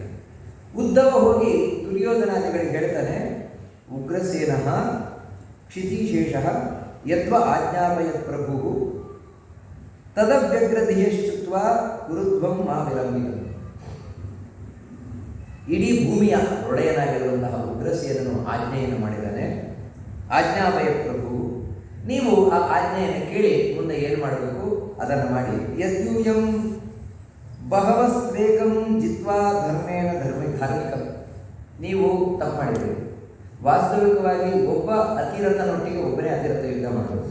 ನೀವು ಆಗಲ್ಲದೆ ಎಲ್ಲರೂ ಸೇರಿ ಅನಿರುದ್ಧನೊಟ್ಟಿಗೆ ಯುದ್ಧ ಮಾಡಿ ಅವನನ್ನು ಬಂಧಿಸ್ತೀರಿ. ಇದು ಸರಿಯಾದದಲ್ಲ. ಅದಕ್ಕೋಸ್ಕರ ಅವನನ್ನು ಬಿಡಿ. ಯಾಕಂತ ಹೇಳಿದ್ರೆ ನಮಗೂ ನಿಮಗೂ ಹಿಂದಿನಿಂದಲೂ ಒಂದು ಸಂಬಂಧ ಇದೆ. ಅದಕ್ಕಾಗಿ ಹೇಳ್ತಾ ಇದ್ದೀವಿ, ಈಗ ಅವನನ್ನು ಬಿಡಬೇಕು, ಅನಿರುದ್ಧನನ್ನು ಬಿಡಬೇಕು. ಇದು ಉಗ್ರಸೇನ ಮಾಡಿರುವಂತಹ ಆಜ್ಞೆ ಅಂತ ಹೇಳಿ ಉದ್ಧವ ಹೇಳಿದ. ಇದನ್ನು ಕೇಳಿದ ಕೂಡಲೇ ದುರ್ಯೋಧನ ಹೇಳಿದ್ದೇನು ಗೊತ್ತುಂಟ, ಅಹೋ ಮಹಚ್ಚಿತ್ರಮಿದಂ ಕಾಲಗತ್ಯಾದಕ್ಕೆ. ನೋಡಿ ಅವನು ತಮಾಷೆ ಮಾಡುವುದು, ಅಯ್ಯೋ ಎಂಥ ಕಾಲ ಬಂದ್ಬಿಡ್ತಪ್ಪ ಇದು, ಎಂಥ ಮಾತಾಡ್ತಾನೆ ಅಂತ ಹೇಳಿದ್ರೆ, ಆರು ವೃಕ್ಷ ದ್ಯುಪಾನಪೈ ಶಿರೋ ಮುಕುಟ ಸೇರಿತಂ. ಈ ಪಾದರಕ್ಷೆ ಹೋಗಿ ತಲೆ ಮೇಲೆ ಕೂತ್ಬಿಟ್ಟಿದೆಯಲ್ವಾ, ಅಂದರೆ ಚಪ್ಪಲ್, ಕಾಲಿಗೆ ಹಾಕಿಕೊಳ್ಳುವಂತಹ ಚಪ್ಪಲ್ ತಲೆ ಮೇಲೆ ಹೋಗಿ ಕೂತ್ಕೊಂಡಿದೆಯಲ್ವಾ. ಅಂದರೆ ಈ ಯಾದವರೆಲ್ಲ ಪಾದರಕ್ಷೆ ಇದ್ದಾಗೆ ಅಂತ, ಚಪ್ಪಲ್ ಇದ್ದಾಗೆ ಅಂತ. ಇವರು ನಮ್ಗೆ ಆಜ್ಞೆ ಮಾಡುವುದು ಅಂತ ಹೇಳಿದ್ರೆ ಏನು? ಇವರು ನಮ್ಗೆ ಆಜ್ಞೆ ಮಾಡುವುದು ಅಂದರೆ ನಾವು ತಲೆ ಇದ್ದಾಗೆ, ತಲೆಗೆ ಚಪ್ಪಲ್ ಹೋಗಿ ಕೂತಾಗಾಯ್ತಲ್ವಾ. ಈ ರೀತಿ ತಾವು ತಮಾಷೆ ಮಾಡಿ ಗೇಲಿ ಮಾಡಿ ಕಳಿಸ್ಕೊಡ್ತಾರೆ. ಉದ್ಧವ ಬಂದು ಇದೇ ಮಾತನ್ನೇ ಹೇಳಿದ ಬಲಭದ್ರನಿಗೆ, ನಾವೆಲ್ಲರೂ ಕೂಡ ಚಪ್ಪಲ್ ಅಂತ ಇವರು ತಲೆ ಅಂತ ನೋಡಿ ಇದೇ ಮಾತು ಹೇಳಿದ. ಬಲಭದ್ರನಿಗೆ ಕೋಪ ಬಂತು, ಅಷ್ಟಿಷ್ಟಲ್ಲ, ಓಹೋ ನಮ್ಗೆ ಈ ರೀತಿ ಅವಮಾನ ಮಾಡ್ತಾ ಇದ್ದಾರ ಅಂತ ಹೇಳಿ ನೇಗಿಲನ್ನು ಹಾಕಿದರು. ನೇಗಿಲನ್ನು ಯಾಕಂದರೆ ಹಸ್ತಿನಪುರ ಗಂಗಾ ತೀರದಲ್ಲಿ ಇರುವಂಥದ್ದು. ನೇಗಿಲನ್ನು ಹಾಕಿ ಇಡೀ ಹಸ್ತಿನಪುರವನ್ನೇ ನಾನು ಗಂಗೆಯಲ್ಲಿ ಮುಳುಗಿಸಿಬಿಡ್ತೇನೆ ಅಂತ ಹೇಳಿದ್ದಾನೆ. ಯಾವಾಗ ನೇಗಿಲನ್ನು ಹಾಕಿ ಹೇಳಿದ್ದಾನೆ, ಗಡಗಡ ರೈಲಿಯಲ್ಲಿ ಕೂಡು ಭೀಷ್ಮಾಚಾರ್ಯ ಹೇಳಿದರು ದುರ್ಯೋಧನಿಗೆ, ಬೇಡ ಈಗ ಕೂಡಲೇ ಅನಿರುದ್ಧನನ್ನು ತಗೊಂಡೋಗಿ ಒಪ್ಪಿಸು, ಇದ್ದಿದ್ರೆ ಇಡೀ ಹಸ್ತಿನಪುರವನ್ನು ಗಂಗೆಯಲ್ಲಿ ಮುಳುಗಿಸಿಬಿಡ್ತಾನೆ ಬಲಭದ್ರ ಅಂತ ಸಾಮರ್ಥ್ಯವುಳ್ಳವ ಅಂತ. ಕೂಡಲೇ ಕರ್ಕೊಂಡ್ಬಂದಿದ್ದಾರೆ. ಕೂಡಲೇ ಅನಿರುದ್ಧನನ್ನ ಲಕ್ಷ್ಮಣನೆಲ್ಲ ಕರ್ಕೊಂಡ್ಬಂದು ದುರ್ಯೋಧನಾದಿಗಳು ಬಲಭದ್ರನಿಗೆ ನಮಸ್ಕಾರವನ್ನು ಮಾಡಿ, ನನ್ನಿಂದ ತಪ್ಪಾಯಿತು ಅಂದರೆ, ಓಹೋ ಚಪ್ಪಲಿಗೆ ನಮಸ್ಕಾರ ಮಾಡಿ ಬಂದಿದ್ದೀರಾ ನೋಡಿ ತಮಾಷೆ ಮಾಡುವುದನ್ನು. ಪಾದರಕ್ಷೆ ತಲೆ ಮೇಲೆ ಕೂತಿದೆಯಲ್ವಾ, ಇಲ್ಲ ನಮ್ಗೆ ತಪ್ಪಾಯಿತು, ನಿನ್ನ ಮಹಿಮೆಯನ್ನು ತಿಳಿಯದೆ ಈ ರೀತಿ ನಾವು ಅವಮಾನ ಮಾಡಿದೆವು ಅಂತ ಹೇಳಿ ಕ್ಷಮೆಯನ್ನು ಕೇಳಿಕೊಳ್ಳು. ಈ ರೀತಿ ಬಲಭದ್ರ ಅಸಾಧಾರಣವಾದಂತಹ ಶಕ್ತಿ ಉಳ್ಳವನು ಅಂತ ಭೀಷ್ಮಿಯವರು ಶುಕಾಚಾರ್ಯರು ತಿಳಿಸ್ಕೊಂಡು ಹೋಗ್ತಾರೆ. ಮುಂದೆ ಇನ್ನೊಂದು ಕೃಷ್ಣನ ಕಥೆಯನ್ನು ಹೇಳ್ಕೊಂಡು ಹೋಗ್ತಾರೆ, ಬಹಳ ಸುಂದರವಾದ ಕಥೆ. ಒಬ್ಬ ಯಾದವ ವೀರನು ಶ್ರುತದೇವ, ಅವನು ವಿದೇಹ ರಾಜ್ಯದಲ್ಲಿ ತಾನು ವಾಸ ಮಾಡ್ತಾ ಇದ್ದ. ವಿದೇಹ ರಾಜ್ಯದಲ್ಲಿ ವಾಸ ಮಾಡ್ತಾ ಇದ್ದ. ಅವನಿಗೆ ಮಹಾಕೃಷ್ಣನ ಭಕ್ತ. ಯಾವಾಗಲೂ ಕೃಷ್ಣನನ್ನು ತಾನು ಕರೀತಾ ಇದ್ದ. ಕೃಷ್ಣ ನನ್ನ ಮನೆಗೆ ಬರಬೇಕು, ಕೃಷ್ಣ ನನ್ನ ಮನೆಗೆ ಬರಬೇಕು ಅಂತ ಯಾವತ್ತು ಕರೀತಾ ಇದ್ದ. ಏನು ಸಿಕ್ತು ಅದರಲ್ಲಿ ಸಂತೃಪ್ತನಾಗಿದ್ದ. ಹೆಚ್ಚಿನದೇನನ್ನೂ ಬಯಸ್ತಾ ಇರಲಿಲ್ಲ. ದೇವರು ಕೊಟ್ಟದ್ದು ಸಾಕು ಅಂತ ಬದುಕ್ತಾ ಇದ್ದವರು ಶ್ರುತದೇವರು. ಕೃಷ್ಣನಿಗೆ ಒಮ್ಮೆ ಅವನ ಮನೆಗೆ ಹೋಗಬೇಕು ಅಂತ ಕಾಣಿಸ್ತು ಶ್ರುತದೇವನಿಗೆ. ಅದಕ್ಕೆ ತಾನು ಹೊರಟು ಬಂದನು. ಹಾಗೆ ಅಲ್ಲ, ಎಲ್ಲ ಋಷಿಮುನಿಗಳಿಂದ ಸಹಿತನಾಗಿ ಬರ್ತಾ ಇದ್ದಾನೆ. ನಾರದೋ ವಾಮದೇವೋತ್ರಿ ಕೃಷ್ಣೋ ರಾಮೋಸಿತೋ ಋಣಿ ಅಹಂ ಬೃಹಸ್ಪತಿ ಕಣ್ವೋ ಮೈತ್ರೇಯಶ್ಚ ಪರಾಶರಃ ವಸಿಷ್ಠ ಕಶ್ಯಪಶ್ಚೈವ ಭರದ್ವಾಜೋಥ ಗೌತಮಃ. ನಾರದರು, ಕೃಷ್ಣ, ವಾಮದೇವ, ಅತ್ರಿ, ರಾಮ ಅಂದರೆ ಪರಶುರಾಮ, ಅಸಿತರು, ಕಡೆಗೆ ಶುಕಾಚಾರ್ಯರು ಹೇಳ್ತಾರೆ ನಾನು ಕೂಡ ಹೋಗಿದ್ದೇನೆ, ಅಹಂಚ ನಾನು ಕೂಡ ಅವರೊಟ್ಟಿಗೆ ಹೋಗಿದ್ದೇನೆ, ಇನ್ನು ಬೃಹಸ್ಪತಿ, ಇವೆಲ್ಲರೂ ಕೂಡ ಕೃಷ್ಣನೊಟ್ಟಿಗೆ ಬಂದಿದ್ದಾರೆ. ಕೃಷ್ಣ ಬರ್ತಾ ಇದ್ದಾನೆ ಅಂತ ಹೇಳುವುದು ಆ ಮಿಥಿಲಾ ನಗರದ ಅಂದರೆ ವಿದೇಹದ ರಾಜಧಾನಿ ಮಿಥಿಲಾ. ಆ ಮಿಥಿಲೆಯ ಒಡೆಯನಿಗೆ ಗೊತ್ತಾಯಿತು. ಅವನು ಬಹುಲಾಶ್ವ ಅಂತ. ಆ ಬಹುಲಾಶ್ವನಿಗೆ ಗೊತ್ತಾಯಿತು ಅವನು ಕೂಡ ಕೃಷ್ಣನ ಭಕ್ತ, ಮಹಾಭಕ್ತ. ಅಯ್ಯೋ ಕೃಷ್ಣ ಬರ್ತಾ ಇದ್ದಾನೆ ಅಂತ ಗೊತ್ತಾಗಿ ಕೃಷ್ಣನನ್ನು ಸ್ವಾಗತ ಮಾಡಲಿಕ್ಕೋಸ್ಕರ ಅವರೆಲ್ಲ ಬಿರುದಾವಳಿಗಳೊಟ್ಟಿಗೆ ಸ್ವಾಗತ ಮಾಡಲಿಕ್ಕೆ ನಿಂತಿದ್ದಾನೆ. ಎಲ್ಲ ಜನರು ಕೂಡ ನಿಂತಿದ್ದಾರೆ. ಈ ಕಡೆ ಶ್ರುತದೇವರು ಕೂಡ ನಿಂತಿದ್ದಾನೆ. ಇವನಾದರೂ ಬಡವ, ಯಾಕೆಂದರೆ ಎಷ್ಟು ಬೇಕೋ ಅಷ್ಟೇ ಅಂತ ಹೇಳಿದ್ರೆ ಬಡವನಿದ್ದಾನೆ, ಇವನು ಬಡವ. ಕೃಷ್ಣ ತಾನು ಬಂದಂತೆ ಬಂದಾಗ ಇಬ್ಬರೂ ಸ್ವಾಗತವನ್ನು ಮಾಡಿದರು. ಇವನದ್ದು ರಾಜವೈಭವ, ಬಹುಲಾಶ್ವನದ್ದು, ಶ್ರುತದೇವನದ್ದು ಕಡು ಬಡವ. ಇಬ್ಬರೂ ಸ್ವಾಗತ ಮಾಡಿದಾರಂತೆ. ಕೃಷ್ಣ ಇಬ್ಬರ ಸ್ವಾಗತವನ್ನು ಸ್ವೀಕಾರ ಮಾಡಿದ್ದಾರೆ. ಇಬ್ಬರು ಕರೀತಾರೆ, ನಮ್ಮನೆಗೆ ಬರಬೇಕು ಅಂತ. ಇಬ್ಬರು ಕೂಡ ನಾವಾಗಿದ್ರೆ ಏನು ಮಾಡ್ತಾ ಇದ್ರು, ಮೊದಲು ನೋಡ್ತಾ ಇದ್ರು, ಎಲ್ಲೋದ್ರೆ ಎಲ್ಲ ಲಾಭ ಇದೆ, ಹೆಚ್ಚು ಲಾಭ ಇದೆ ಅಂತ ಬಹುಲಾಜರ ಕಡೆಗೆ ತಿರುಗ್ತಾ ಇದ್ರು. ಯಾಕಂತೇಳಿದ್ರೆ ರಾಜವೈಭವ, ಅಲ್ಲೋದ್ರಿಂದ ಲಾಭ ಇರೋದು, ಹೇಳಿ ಈ ಬಡವನ ಮನೆಗೆ ಹೋದ್ರೆ ಏನು ಸಿಗತ್ತೆ ಅಂತ. ಅದು ನೋಡಿ ಭಗವಂತ ಅನ್ನೋದಕ್ಕೆ ಹೇಳೋದು. ಅವನಿಗೆ ಬಡವ ಬಲ್ಲಿದ ಒಂದೂ ಇಲ್ಲ, ಭಕ್ತಿ ಮಾತ್ರ ನೋಡ್ತಾನೆ ಭಗವಂತ, ಭಕ್ತಿಗೆ ಮೆಚ್ಚುವವ. ಅದಕ್ಕೋಸ್ಕರ ಭಗವಂತ ಇಬ್ಬರ ಪ್ರಾರ್ಥನೆಯನ್ನು ಮನ್ನಿಸಿದಂತೆ. ಬಹುಲಾಶ್ವನೊಟ್ಟಿಗೆ ಒಂದು ರೂಪದಿಂದ ಹೊರಟಂತೆ, ಇನ್ನೊಂದು ರೂಪದಿಂದ ಶ್ರುತದೇವನ ಮನೆಗೆ ಹೊರಟಂತೆ. ಆ ಬಹುಲಾಶ್ವನಾದರೂ ದೊಡ್ಡ ಮೆರವಣಿಗೆಯಲ್ಲಿ ಕೃಷ್ಣನನ್ನು ಕರ್ಕೊಂಡು ಹೋಗಿದ್ದಾನಂತೆ. ಕರ್ಕೊಂಡು ಹೋಗಿ ತನ್ನ ಅರಮನೆಯಲ್ಲಿ ಸಿಂಹಾಸನದಲ್ಲಿ ಕೂರಿಸಿ ಬಂಗಾರದ ತಟ್ಟೆಯಲ್ಲಿ ಕೃಷ್ಣನ ಪಾದವನ್ನಿಟ್ಟು ತೊಳೆದಿದ್ದಾನೆ. ಅದನ್ನು ತನ್ನ ತಲೆ ಮೇಲೆ ಧಾರಣೆ ಮಾಡಿದ್ದಾನಂತೆ. ತನ್ನೆಲ್ಲ ಪತ್ನಿಯರಿಗೆ ಕೊಟ್ಟಿದ್ದಾನಂತೆ. ಇಷ್ಟಲ್ಲದೆ ಕೃಷ್ಣನಿಗೆ ಇನ್ನೂ ಎಲ್ಲ ಉಪಚಾರಗಳನ್ನು ಮಾಡಿ ಕೃಷ್ಣನನ್ನು ಹೊಗಳಿದ್ದಾನಂತೆ. ಕೃಷ್ಣನಿಗೆ ಏನೇನು ಉಪಚಾರ ಇದೆ ತನ್ನ ಎಲ್ಲ ಸರ್ವಸ್ವವನ್ನು ಅರ್ಪಣೆ ಮಾಡಿ ಕೃಷ್ಣನನ್ನು ಸ್ತೋತ್ರ ಮಾಡಿ, ಕೃಷ್ಣ ನೀನು ಇಲ್ಲೇ ಇರಬೇಕು ಕೆಲವು ದಿನಗಳ ಕಾಲ ಅಂತ ಪ್ರಾರ್ಥನೆ ಮಾಡ್ಕೊಂಡಿದ್ದಾನೆ. ಈ ಕಡೆ ಶ್ರುತದೇವ ಕಡುಬಡುವ ನೋಡಿ, ಇವನಿಗೆ ಬರವಣಿಗೆಗೆ 1000 ಜನ ಇದ್ದಾರೆ ಬಹುಲಾಜರಿಗೆ. ಆದರೆ ಶ್ರುತದೇವ ಒಬ್ಬನೇ. ಆ ಶ್ರುತದೇವ ತಾನು ಕೂಡ ಕೃಷ್ಣನನ್ನು ಕರ್ಕೊಂಡು ಹೋದಂತೆ. ಧುನ್ವನ್ ವಾಸೋನ ಅವ್ನು ಯಾಕೆ ಕರ್ಕೊಂಡು ಹೋಗಿದ್ದಾರೆ ಅಂತ ಹೇಳಿದ್ರೆ, ಕೃಷ್ಣನನ್ನ ನನ್ನ ಮೇಲಿನ ವಸ್ತ್ರ ಇದೆ ಅದನ್ನು ಹಾರಿಸ್ಕೊಂಡು ಕುಡ್ಕೊಂಡು ಹೋಗ್ಕೊಂಡು ಹೋಗಿದ್ದು. ಯಾಕೆ ಹೇಳಿದ್ರೆ ಕೃಷ್ಣ ನನ್ನ ಮನೆಗೆ ಬರ್ತಾ ಇದ್ದಾರೆ, ನನ್ನಂತ ಬಡವರ ಮನೆಗೆ ಬರ್ತಾ ಇದ್ದಾರೆ ಕೃಷ್ಣ ಅಂತ ಅವನಿಗೆ ಅದೇ ಖುಷಿ. ಕರ್ಕೊಂಡೋಗಿ ಮನೆಯಲ್ಲಿ ಬಾಬಾಗಳಿಗೆ ಕೂರಿಸ್ಲಿಕ್ಕೆ ಇವನಾಗ ಬಂಗಾರದ ಆಸನ ಇಲ್ಲ, ಅವ್ರ ಮೇಲೆ ಇರೋ ದರ್ಬೆ ಚಾಪೆ, ಆ ದರ್ಬೆ ಚಾಪೆ ಮೇಲೆ ಕೃಷ್ಣನನ್ನು ಕೂರಿಸಿದ್ದಂತೆ. ನೋಡಿ ಭಗವಂತ ಎಷ್ಟು ಸರಳ ಅಂತ. ಅವನ ಮನೆಯಲ್ಲಿ ಹೋಗಿ ಬಂಗಾರದ ಸಿಂಹಾಸನದಲ್ಲಿ ಕೂತ, ಇವನ ಮನೆಗೆ ಹೋಗಿ ಆ ದರ್ಬೆ ಚಾಪೆ ಮೇಲೆ ಕೂತ. ದೇವರಿಗೆ ಬೇಜಾರಿಲ್ಲ, ಅಲ್ಲಿ ಬಂಗಾರದ ಆಸನದಲ್ಲಿ ಕೂರಿಸಿದಾಗ ನೀನೇ ಕೂರಿಸಿದ್ರೆ ನನಗೆ ಮರ್ಯಾದೆ ಇಲ್ವಾ ಅಂತ ಯಾವತ್ತೂ ಇಲ್ಲ. ಯಾಕಂದರೆ ಭಕ್ತಿಗೆ ಮೆಚ್ಚುವವ ಭಗವಂತ, ಅದು ಬಿಟ್ಟು ಇನ್ನೇನು ನೋಡುವವನಲ್ಲ. ಇವನಾದರೂ ತಾನು ಒಂದು ತಟ್ಟೆಯಲ್ಲಿ ಯಾವ ಮಣ್ಣಿನ ಪಾತ್ರೆ ಕೃಷ್ಣನ ಪಾದವನ್ನಿಟ್ಟು ತೊಳೆದಿದ್ದು ಮಾತ್ರ ಅಲ್ಲ, ಇಡೀ ಮನೆಗೆ ಅಭಿಷೇಕ ಮಾಡಿದಾರಂತೆ. ಅದಕ್ಕೆ ಇಡೀ ಮನೆಗೆ ಆ ಕೃಷ್ಣನಿಗೆ ಪಾದ ತೊಳೆದಂತಹ ನೀರೇನಿದೆ ಅದರಿಂದ ಅಭಿಷೇಕ ಮಾಡಿದ್ದಾನಂತೆ ಇವನು. ನಂತರ ಕೃಷ್ಣನಿಗೆ ನೀರು ಕೊಟ್ಟನಂತೆ. ಲಾವಂಚ ಅಂತಾರೆ ಎಲ್ಲ ಬೇರುಗಳಾಕಿದ ನೀರು, ಅದನ್ನು ಕೃಷ್ಣನಿಗೆ ಕೊಡ್ತಾನೆ. ಯಾಕಂದರೆ ಒಂದು ಇರುವುದೇ ಇದೆ, ಇಷ್ಟೇ ಭಕ್ತಿಯಿಂದ ಕೊಟ್ಟಿದ್ದಾನಂತೆ. ನೋಡಿ ಅದೇ ದೇವರು ಕೇಳುವುದಿದೆ, ಪತ್ರಂ ಪುಷ್ಪಂ ಫಲಂ ತೋರಿ ಯೋಮೇ ಭಕ್ತಿಯ ಪ್ರಯಚ್ಛತಿ ತದಹ ಭಕ್ತಿ ಕೊಡ್ತಾನೆ. ಅಷ್ಟೂ ಇಲ್ಲ ಅಂತ ಹೇಳಿದ್ರೆ ಫಲವೂ ಇಲ್ಲ. ಯಾಕಂದರೆ ಹಣ್ಣು ತಗೊಳ್ಳೋಣ ಅಂತ ಹೇಳಿದ್ರು ರೇಟ್ ಇತ್ತು, ಅದು ಕೂಡ ಯಾಕಂದರೆ ನೋಡಿ ಕಡೆಗೆ ಹಣ್ಣು ಸಿಗೋಲ್ಲ ಅಂತ ಹೇಳಿದ್ರೆ ಸಲಿಲೇನಾಪಿ ಪೂಜಿತ ದ್ರವ್ಯಾಣಾಮಪ್ಯಭಾವೇ ಇತ್ತು, ಸಲಿಲೇನಾಪಿ ಪೂಜಿತ ಇದೇ ಯಮಧರ್ಮ ಹೇಳ್ತಾನೆ. ಒಬ್ಬ ವ್ಯಕ್ತಿ ಯಾರಾದ್ರೂ ಮೇಲೆ ಹೋದಾಗ ಯಾಕೆ ದೇವರು ಪೂಜೆ ಮಾಡಿಲ್ಲ ಅಂತ ಕೇಳ್ತಾನೆ. ಕಿಂತ್ವಯ ನಾರ್ಜಿತೋ ದೇವ ಕೇಶವ ಕ್ಲೇಶನಾಶನ, ಯಾಕೆ ದೇವರು ಪೂಜೆ ಮಾಡಿಲ್ಲ? ಅಯ್ಯೋ ದೇವರು ಪೂಜೆ ಮಾಡಲಿಕ್ಕೆ ಅದಿರಲಿಲ್ಲ, ಇದಿರಲಿಲ್ಲ, ಆ ಸಾಮಾನ್ಯ ಇರಲಿಲ್ಲ, ಈ ಸಾಮಾನ್ಯ ನೀರಾದರೂ ಇತ್ತು ತಾನೆ.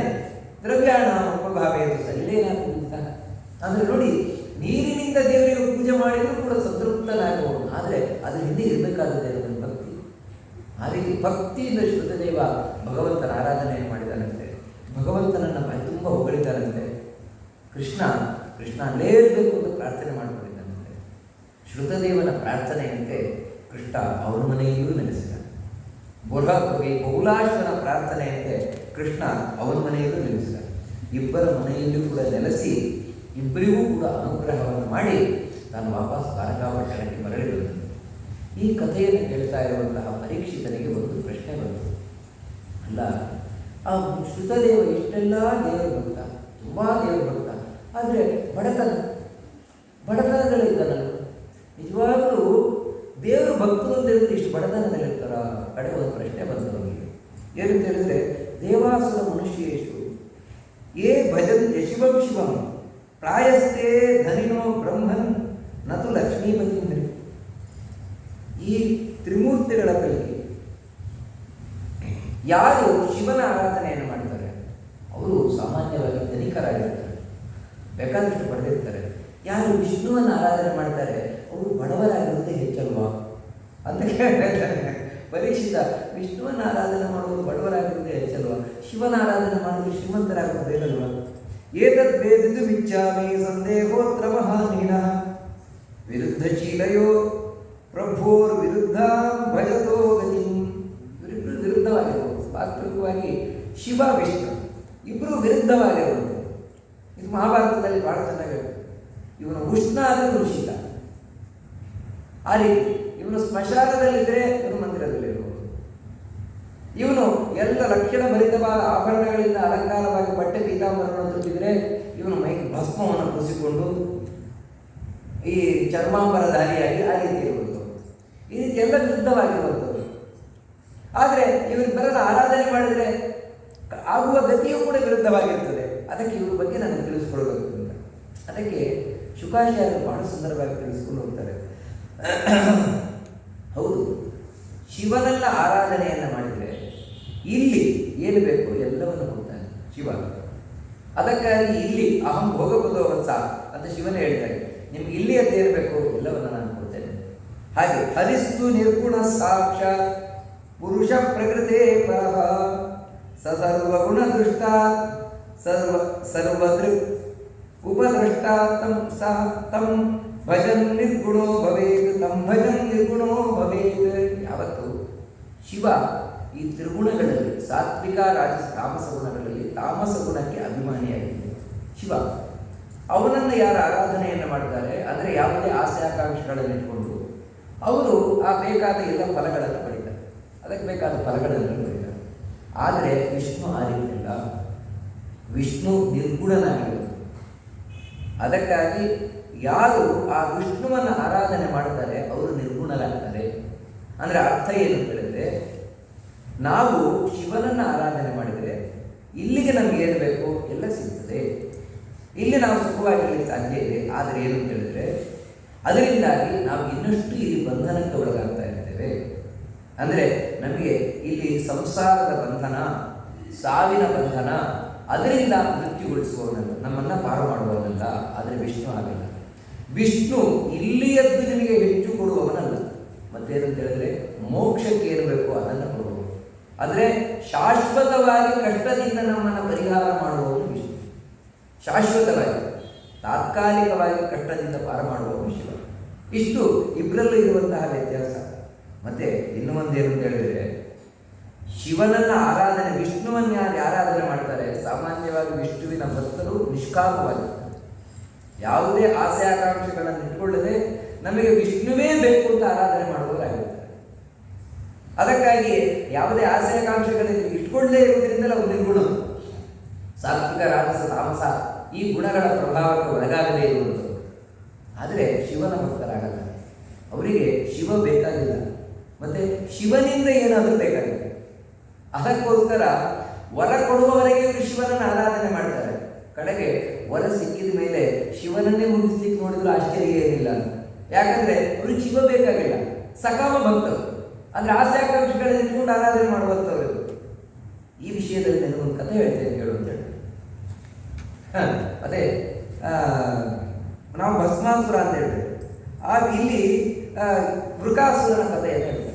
ವೃಕಾಸುರ ಅವನು ಶಿವನನ್ನು ಕುರಿತು ತಪಸ್ಸು ಮಾಡಿದ. ಶಿವ ಅವನ ತಪಸ್ಸಿಗೆ ಮೆಚ್ಚಿ ನಿನಗೇನು ಬರಬೇಕು ಅಂತ ಕೇಳಿದ್ದಕ್ಕೆ, ನಾನು ಯಾರ ತಲೆ ಮೇಲೆ ಕೈ ಹಿಡಿತೇನೆ ಅವರು ಸುಟ್ಟು ಭಸ್ಮ ಆಗಬೇಕು ಅಂತ ಹೇಳ್ತಾನೆ ವೃಕಾಸುರ. ತಥಾಸ್ತು ಅಂತ ಹೇಳಿದ ಶಿವ. ಮುಂದೆ ನೀನು ಕೊಟ್ಟವರ ಸತ್ಯವೋ ಸುಳ್ಳು ಅಂತ ನೋಡಬೇಕು ಅಂತ ಅವನ ತಲೆ ಮೇಲೆ ಕೈ ಹಿಡಿಬೋದು, ಶಿವನ ತಲೆ ಮೇಲೆ. ಶಿವನಿಗೆ ಈಗ ಪ್ರಚಿತಿ ಆಯ್ತು. ಯಾಕಂತ ಹೇಳಿದ್ರೆ ತಾನು ಕೊಟ್ಟವರನ್ನೇ ಸುಳ್ಳಾಗ್ತದಲ್ವ, ಅದಕ್ಕೋಸ್ಕರ ತಾನು ಓಡಲಿಕ್ಕೆ ಪ್ರಾರಂಭ ಮಾಡಿದ. ಹಿಂದಿನಿಂದ ಆ ವೃಕಾಸುರ ಅಡ್ಡಿಸ್ಕೊಂಡು ಬಂದ. ಅಂದ್ರೆ ಇಲ್ಲೇನು ಅಂತ ಹೇಳಿದ್ರೆ ಅವನಿಗೆ ಶಿವ ಬೇಕಾಗಿಲ್ಲ, ಮತ್ತೆ ಶಿವನಿಂದ ಏನು ಸಿಗ್ತದೆ ಅದು ಮುಖ್ಯ ಅಷ್ಟೇ. ಅಂದ್ರೆ ಇವರೆಲ್ಲ ಸಕಾಮ ಭಕ್ತರು, ನಿಜವಾದ ಭಕ್ತರಲ್ಲ ಇವರು. ಶಿವನಾದರೂ ಹೋಗಿ ವಿಷ್ಣುವಿಗೆ ಶರಣಾದ, ಓ ಸ್ವಾಮಿ ನೀನೇ ನನ್ನನ್ನು ಯಾಕಾದರೂ ರಕ್ಷಣೆಯನ್ನು ಮಾಡಬೇಕು ಅಂತ ಶಿವನ ಪ್ರಾರ್ಥನೆಯನ್ನ ಕೇಳಿ ಕೂಡಲೇ ಭಗವಂತ ತಾನು ಒಬ್ಬ ವಟುವಾಗಿ ಒಟುವಿನ ವೇಷದಿಂದ, ಬ್ರಹ್ಮಚಾರಿ ವೇಷದಿಂದ ಬದುಕುತ್ತಿದ್ದಾನೆ. ವೃಕಾಸುರ ಇಲ್ಲಿ ಓಡ್ಕೊಂಡು ಹೋಗ್ತಾ ಇದ್ದಾನೆ, ಅಲ್ಲಿ ಬದುಕುತ್ತಾ ವೃಕಾಸುರನಾದ ಒಂದೇ ಸುಮ್ಮನೆ ಓಡ್ತಾ ಇದ್ದಾನಂತೆ. ಓಡ್ತಾ ಇರುವ ವೃಕಾಸುರನನ್ನ ಬ್ರಹ್ಮಚಾರಿ ಬಂದು ತಡೆದ. ನಿಂತು ಶಾಕುನಿಯ ಭವಾನ್ ವ್ಯಕ್ತಂ ಶ್ರಾಂತಃ ಕಿಂ ದೂರ ಮಾತ್ರ ಕ್ಷಣಂ ವಿಶ್ರಮ್ಯತಾಂ ಪುಂಸ ಆತ್ಮಾಯಂ ಸರ್ವಕಾಮಗಳು. ಹೇ ಪ್ರಕಾಶ, ಯಾಕಪ್ಪ ತುಂಬ ಓಡ್ತಾ ಇದೆಯಾ, ತುಂಬ ಸುಸ್ತಾದ ಕಾಣುತ್ತೆ, ಸ್ವಲ್ಪ ವಿಶ್ರಾಂತಿ ತಗೋ. ಯಾಕಂದರೆ ತುಂಬ ಸುಸ್ತಾದ ಕಾಣುತ್ತದೆ. ಯಾಕಂದರೆ ಈ ದೇಹ ಅನ್ನುವಂಥದ್ದು ನಮಗೆ ತುಂಬ ಮುಖ್ಯವಾಗಿದೆ. ದೇಹವನ್ನೇ ನಾವು ರಕ್ಷಣೆ ಮಾಡ್ಕೊಳ್ಳಿಲ್ಲ ಅಂತ ಹೇಳಿದ್ರೆ ಇನ್ನೇನು ಮಾಡಲಿಕ್ಕಾಗುತ್ತೆ? ಯಾವ ಧರ್ಮಾಚರಣೆ ಮಾಡಲಿಕ್ಕಾಗಲ್ಲ. ಅದಕ್ಕೆ ಸ್ವಲ್ಪ ವಿಶ್ರಾಂತಿ ತಗೋ ಅಂತ ಹೇಳ್ತಾರೆ. ಪ್ರಕಾಶ್ ಅಲ್ಲ ಸ್ವಲ್ಪ ಕೂತ ಇವನ ಮಾತು ಕೇಳಿ, ಅಪ್ಪ ನನಗೂ ಕೂತ್ಕೊಂಡು ಹೇಳುವುದಿದ್ದಾರಲ್ವ ಅಂತ ಕೂತ್ಕೊಂಡ. ಈಗ ಹೇಳಿ, ಯಾಕೋಸ್ಕರ ಓಡ್ತಾ ಇದೆಯಾ, ಏನು ಕಥೆ ಅಂತ ಕೇಳ್ತಾನೆ ಬ್ರಹ್ಮಚಾರಿ. ಅದಕ್ಕೆ ಎಲ್ಲವನ್ನೂ ಹೇಳ್ತಾನೆ. ಈ ರೀತಿ ನಾನು ವರವನ್ನು ಪಡೆದಿದ್ದೇನೆ ಶಿವನಿಂದಾಗಿ. ಆ ವರವನ್ನು ಪರೀಕ್ಷೆ ಮಾಡಲಿಕ್ಕೋಸ್ಕರ ಶಿವನ ತಲೆ ಮೇಲೆ ಕೈ ಇಡ್ಲಿಕ್ಕೆ ನಾನು ಓಡ್ತಾ ಇದ್ದೇನೆ. ಅದಕ್ಕೆ ಮುಂದೆ ಶಿವ ಓಡ್ತಾ ಇದ್ದಾನಂತೆ. ಇದನ್ನು ಕೇಳಿ ಆ ಬ್ರಹ್ಮಚಾರಿ ನಕ್ಕನಂತೆ, ಜೋರಾಗಿ ನಕ್ಕನಂತೆ. ಯಾಕೆ ನಗ್ತಾ ಇದ್ದ ಅಂತ ಹೇಳ್ತಾನೆ. ಅದಕ್ಕೆ ಹೇಳ್ತಾನೆ, ಏವಂ ಚೇತ್ ತರ್ಹಿ ತದ್ವಾಕ್ಯಂ ವಯನ್ನ ಶ್ರದ್ಧೆಯಮಿ. ಏನು ಶಿವ ವರ ಕೊಟ್ಟಿದ್ದಾನೆ, ಆ ಶಿವನ ವರವನ್ನು ನಂಬಿಕೊಂಡು ಅವನ ತಲೆ ಮೇಲೆ ಕೈ ಇಟ್ಟು ಹೋಗಿದ್ಯಾ? ಅಯ್ಯೋ, ನೀನು ಶಿವನ ಮಾತನ್ನು ನಂಬ್ತೀಯ ಅಂತ ಹೇಳಿ ಬ್ರಹ್ಮಚಾರಿ. ಶಿವನ ಮಾತನ್ನು ನಂಬ್ತೀಯ ನೀನು? ಅಲ್ಲ, ಯಾಕೆ ನಂಬಲ್ಲ?